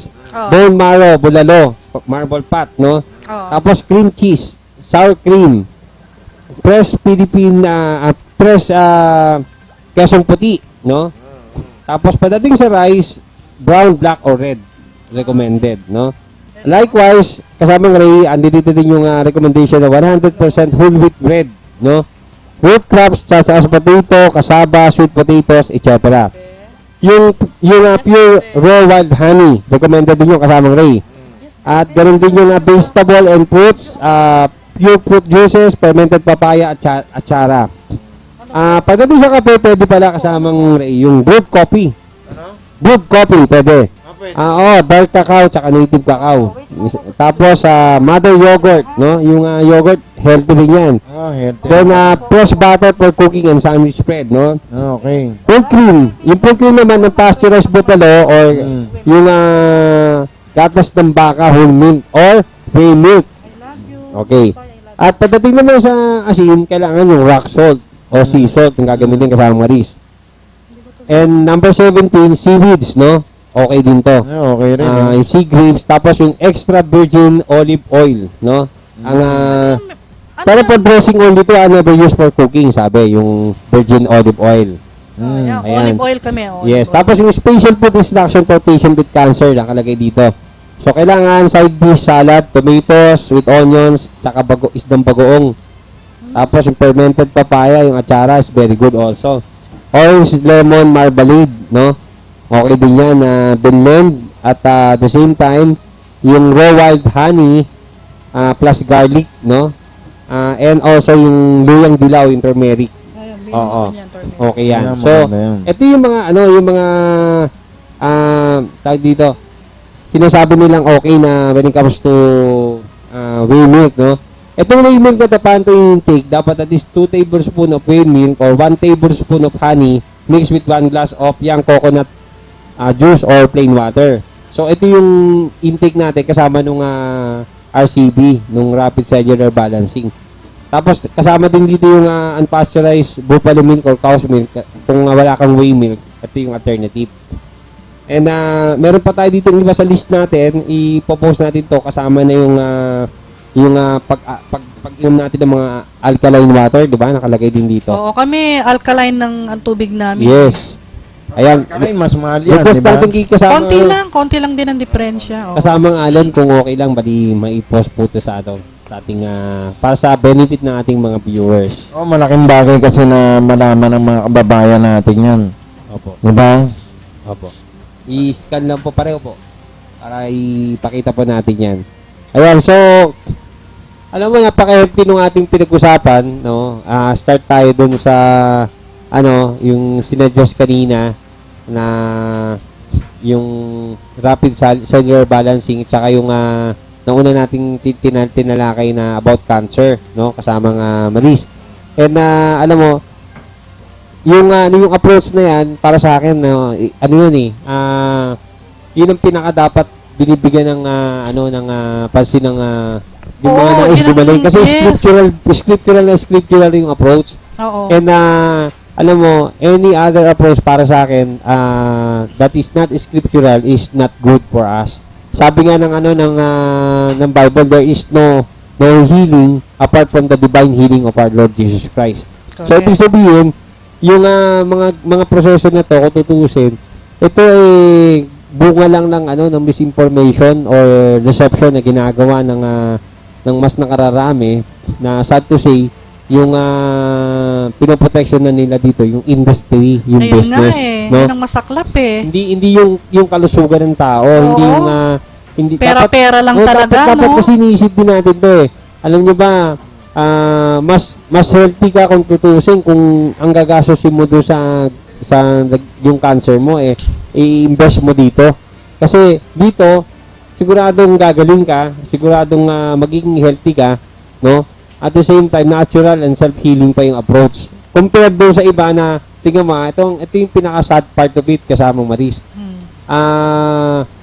May pasyente na sinasabihan na 1 taon ka na lang, 2 taon ka na lang. Tapos, pag-take ka ng chemo at saka mag-radiation ka. Parang tinatakot pa ng doktor, di ba? Isipin mo, yung loob ng panahon na yun, sasabihin sa'yo, sa loob ng 1 taon o 2 taon, pag hindi ka nag-chemo o nag-radiation, mas mapapadali ka. Alam mo, sa totoo dang, ang pinaka-message dun, hindi ganun eh. Pag hindi ka nag-chemo, hindi ka nag-radiation, hindi ako kikita. So, sabihin, dapat may karuktong na ganun no? Kaya dapat magpa-chemo ka kasi para kumita ako. Pero yung buhay mo o buhay ng pasyente, walang pakialam sa yun. Yung, grabe, no? Yung nagre-recommend sa'yo. Kaya ako, talagang nalulungkot ako na 30% ng mga kinikita dyan sa mga chemo and radiation, alam naman ng mga doktor yan, baga alam mo, sa totoo lang, baliktad pa nga baka daw tayo pa maging malpractice dito kasi itong nilarecommend natin is not sanctioned by medicine. No, pero sa totoo lang, kung ako naman ang tatanungin, kung ikaw ay pasyente, anong gugustuhin mo? Yung sanction na nakamamatay? Yung legal na nakamamatay? O yung Tsaka sabihin natin pera na lang? hindi naman sila nagpo-promote ng mga regimen na to, kung tutuusin ang nagiging promotion nito yung mga testimonials ng mga clients na gumaling, yung mga tao mismo na gumaling. Tsaka kasamang Malvin, public knowledge naman yung sabuatan ng mga doktor tsaka mga pharmaceutical. Yes, alam mo kung kung meron kampanya ang ating gobyerno kasama ang Maris and Ray against drugs na dito sinusugpo hindi lamang yung mga maliliit na mga user, kundi pati yung mga big time drug pushers and drug lords na in-expose talaga ng ating gobyerno at talagang hindi nila tinantanan. Siguro it's high time within the administration of our President Duterte ma-expose din tong kalokohan o katiwalian na to na nagaganap mismo no sa field ng medicine. Na kung saan alam mo hindi naman ibig sabihin puputulin mo na yung kita ng mga kadoktoran o kumbaga ng ating siguro bigay lang nating nararapat kung ito naman kumbaga ikagaganda o ikaliligtas ng mga pasyente bakit natin di ba so far para sa akin ani mo yung kikita ngayon doktor pero papatay naman ng naman yung pasyente tsaka hindi naman ganoon ang sinumpan nilang tungkulin it is opposed to their out of office at saka alam mo tinuro kasi sa kanila sa medicine tinuro sa kanila yung tinatawag natin hindi direct scriptural hindi biblical yung one bang theory, big bang theory. Wherein yung tao doon ang galing sa big bang theory. Ito opposed to sa scripture. Ang tao hindi po nanggaling sa big bang theory or doon sa yung tinatawag din ng evolution of man, no? Alam mo kasama Malvin, importanteng maging advocacy rin yan ng tinatawag ng kamao. Yes. Katupunan ng mamayang may obligasyon sa bayan para ma-document yan. Okay, let it be our advocacy na alam nyo, ayan, sa mga diniscuss natin kanina kasama mga Maris, ayan na, para sa kapakanan ng ating mga taga-subaybay, ayan na po mga kaibigan yung mga recommended na intake na dapat natin gawin na part ng regimen na nire-recommend po para sa hindi lang po sa mga cancer afflicted patients kundi para po sa ating regular health regimen. This is for maintenance of our good health and at the same time pagka wala nang i-repair sa ating mga cell system, ayun, anti-aging na po ito. So the more you age, the more you take this, the more you become younger and stronger. At dito naman po nakita niyo yung mga diniscuss natin kanina, ito yung mga foods to avoid. At nandiyan naman po yung listahan naman ng mga allowable foods. Okay. Kompleto po yan. So, pwede nyo po itong i-post pagka meron kang internet. Ito po yung pinapanood nyo. Gusto nyo makuha yung listahan. I-post nyo lang po ito sa inyong player. Ano ba yung bone marrow kasamang Malvin? Kasama ba yan doon sa mga yes, yung bulalo yan. Kasama sa mga allowable. Talaga? Biro mo yan? Sabi kaya nga pwede takabayan na rin ng bulalo. Ililibre ko kayo sa bulalo. Pwede pala. Totoo. Kasi siya pero ito yung yung nagpupunta siya ng choline, nalagay siya ng dito. Dapat maging maging maayos din yung ating pagbibigay ng information kasama Maris. Yung ating pero kasamang Malvin, para magkaroon tayo ng full knowledge dyan, talagang dapat ma-set tayo ng appointment kay Dr. Navarro. Yes. Tsaka kung gaano karami, di ba? Yan ang malaga Baka naman kumain tayo ng bulalo sumobra. Yes. Ito ba lahat naman ng sobra, masama Yes, ito ba safe i-take na bulalo lang na hindi kasama yung RCB o dapat kasama? Yes, kasi may ini-enhance ka Meron kang pinapalago na cells at may binubuhay ka at may dinetoxify ka. So, ibig sabihin, if you will eat bulalo na hindi ka pa detoxify, maaaring yung toxin mo nandoon pa rin, so it will not do good to you. Yes. So, yun ang alamin natin. Kailangan mag-detoxify muna tayo, tapos we start with the enhancement. Yes. Kasi wala tayong ini-enhance kung yung body natin is still covered with toxin. So, kailangan muna natin nung sinasabi natin. So, yung regimen na yan na yung 6-5 ba? Yes. Gaano katagal siya na intake mo? Ang nakalagay dito is 2 weeks.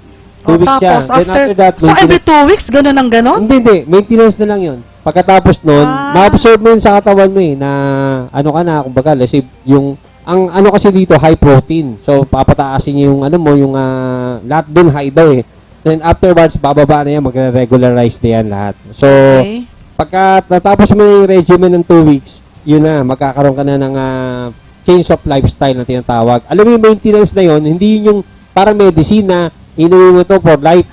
Yung gagawin dito is you will maintain to change your lifestyle kasamang Marie. So, ibig sabihin, yung unhealthy lifestyle mo, papalitan mo na to a healthy one. Which means to say, kung dati ka nagsisigarilyo, kahit kasi mag-take ka ng regimen, kahit na may 50%, may tama kang tulog, may timbang, lahat, etc., tawa ka ng tawa. Hindi pa rin yun, yung inap kung meron ka pa rin toxin. Kasi, di ba, tulad ng sigarilyo is toxin Papasok mo sa katawan mo yan. So, kapag ka nag-take ka nito, rekomendasyon dyan, huwag ka nang gumamit niyan kung naninigarilyo ka. yes, kasi tatanggalin mo yung toxin mo, tapos ngayon, babalik mo uli, so back to zero ka uli. Parang ganon. Okay. So, para bang, ang ano nito, ang... Kailangan talaga yan, disiplina. yes, ang layman approach sa Willpower. ang layman explanation nito kasama Maris is, nilinis na natin. Tapos ngayon, dudumin mo uli. So, maglilinis ka uli. So, ngayon, kung ilang beses kang, nang dudumi, ilang beses ka rin magdilinis. So, ang dapat gawin mo doon, magdisiplina ka. Once na nilinis mo, kailangan mag-change of lifestyle ka na. So, wala nang nagpupuyat, wala nang umiinom ng alak, wala nang inom ng kumbaga masasamang mga medicine na pwedeng makakos na masama sa kalusugan, at hindi ka na rin magtitake ng mga tulad nung kasi magtitake ka ng drugs or ng alak sa katawan. So, Malvin, matutuwa yung mga followers ng opinion ng bayan yan kasi karagdagang kaalaman sa kanila yan. yes, Tsaka, pangkalusugan, di ba? yes. Tsaka alam mo, tama naman yan kasi even the scripture, the Bible itself is very express on this matter, no? Ang katawan natin, pinagkatiwala lang sa atin. It is not our property. It is the Creator who made it. Kaya kailangan mahalin natin. Yes. So, kailangan natin ipakita sa Panginoon na sabi pa nga ng sinabi ko kanina, di ba, sa Romans 12:1, I beseech you therefore, brethren, by the mercies of God, that ye offer your body a living sacrifice, holy and acceptable unto God. So, ibig sabihin, paano ito magiging holy and acceptable sa ating Panginoon? Paano ito magiging katanggap-tanggap? Itong body pala sabi dito, living sacrifice di ba? Ito ba magiging holy kung ito'y dudumihan ko sa pamamagitan ng pag-inom, pag-take ng sigarilyo o pag-take ng drugs? Definitely and obviously not. Ito ba magiging holy and acceptable kung ito'y pupunuan ka ng toxin? Definitely and obviously not. So, ibig sabihin, kailangan natin talaga nito, ng regimen, kailangan natin disiplina, kailangan natin ng change of lifestyle. Kaya nga sabi ng Romans 12:2, but be renewed, di ba? By the renewing of the minds. So, napaka-importante nito na magkaroon tayo ng discipline sa ating katawan. So, we only have a few minutes left kasamang Marie. Siguro, i-dedicate na natin to sa ating pamamaalam. Ito po si Malbany Reyes po para sa Opinyon ng Bayan. Maraming salamat po sa inyong pagtugaygay sa aming palatuntunan. At sa susunod po uling Martes, sa ganap na 1:00 hanggang 3:00 po ng hapon, dito lamang po sa kakampionnline.tv, care of Miss Maria P. Nicodemus.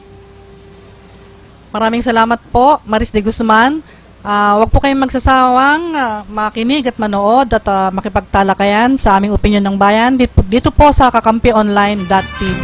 Maraming salamat po at magandang hapon sa inyong lahat. Siyempre, nagpapasalamat po kami sa mga naka-akibat namin dito sa programang Opinyon ng Bayan, kay kasamang Allen tsaka kay kasamang Ami. Ako naman po ang inyong lingkod, Rhea Villana, nagpapasalamat sa inyo at nagsasabing, ito ang nagpaningin sa poong may kapal upang buhay ay maging matagumpay. Maraming salamat po.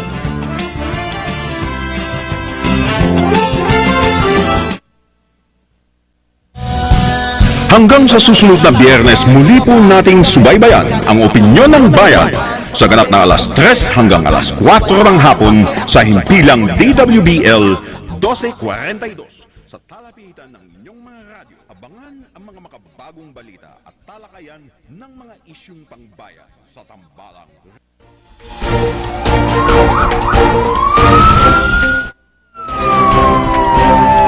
Inyong napakinggan ang isa na namang edisyon ng eksklusibong pakikipagpanayam ni Rene Brito dito sa Palatuntunan. Mga kaibigan, inabot na tayo ng oras ng pamamaalam.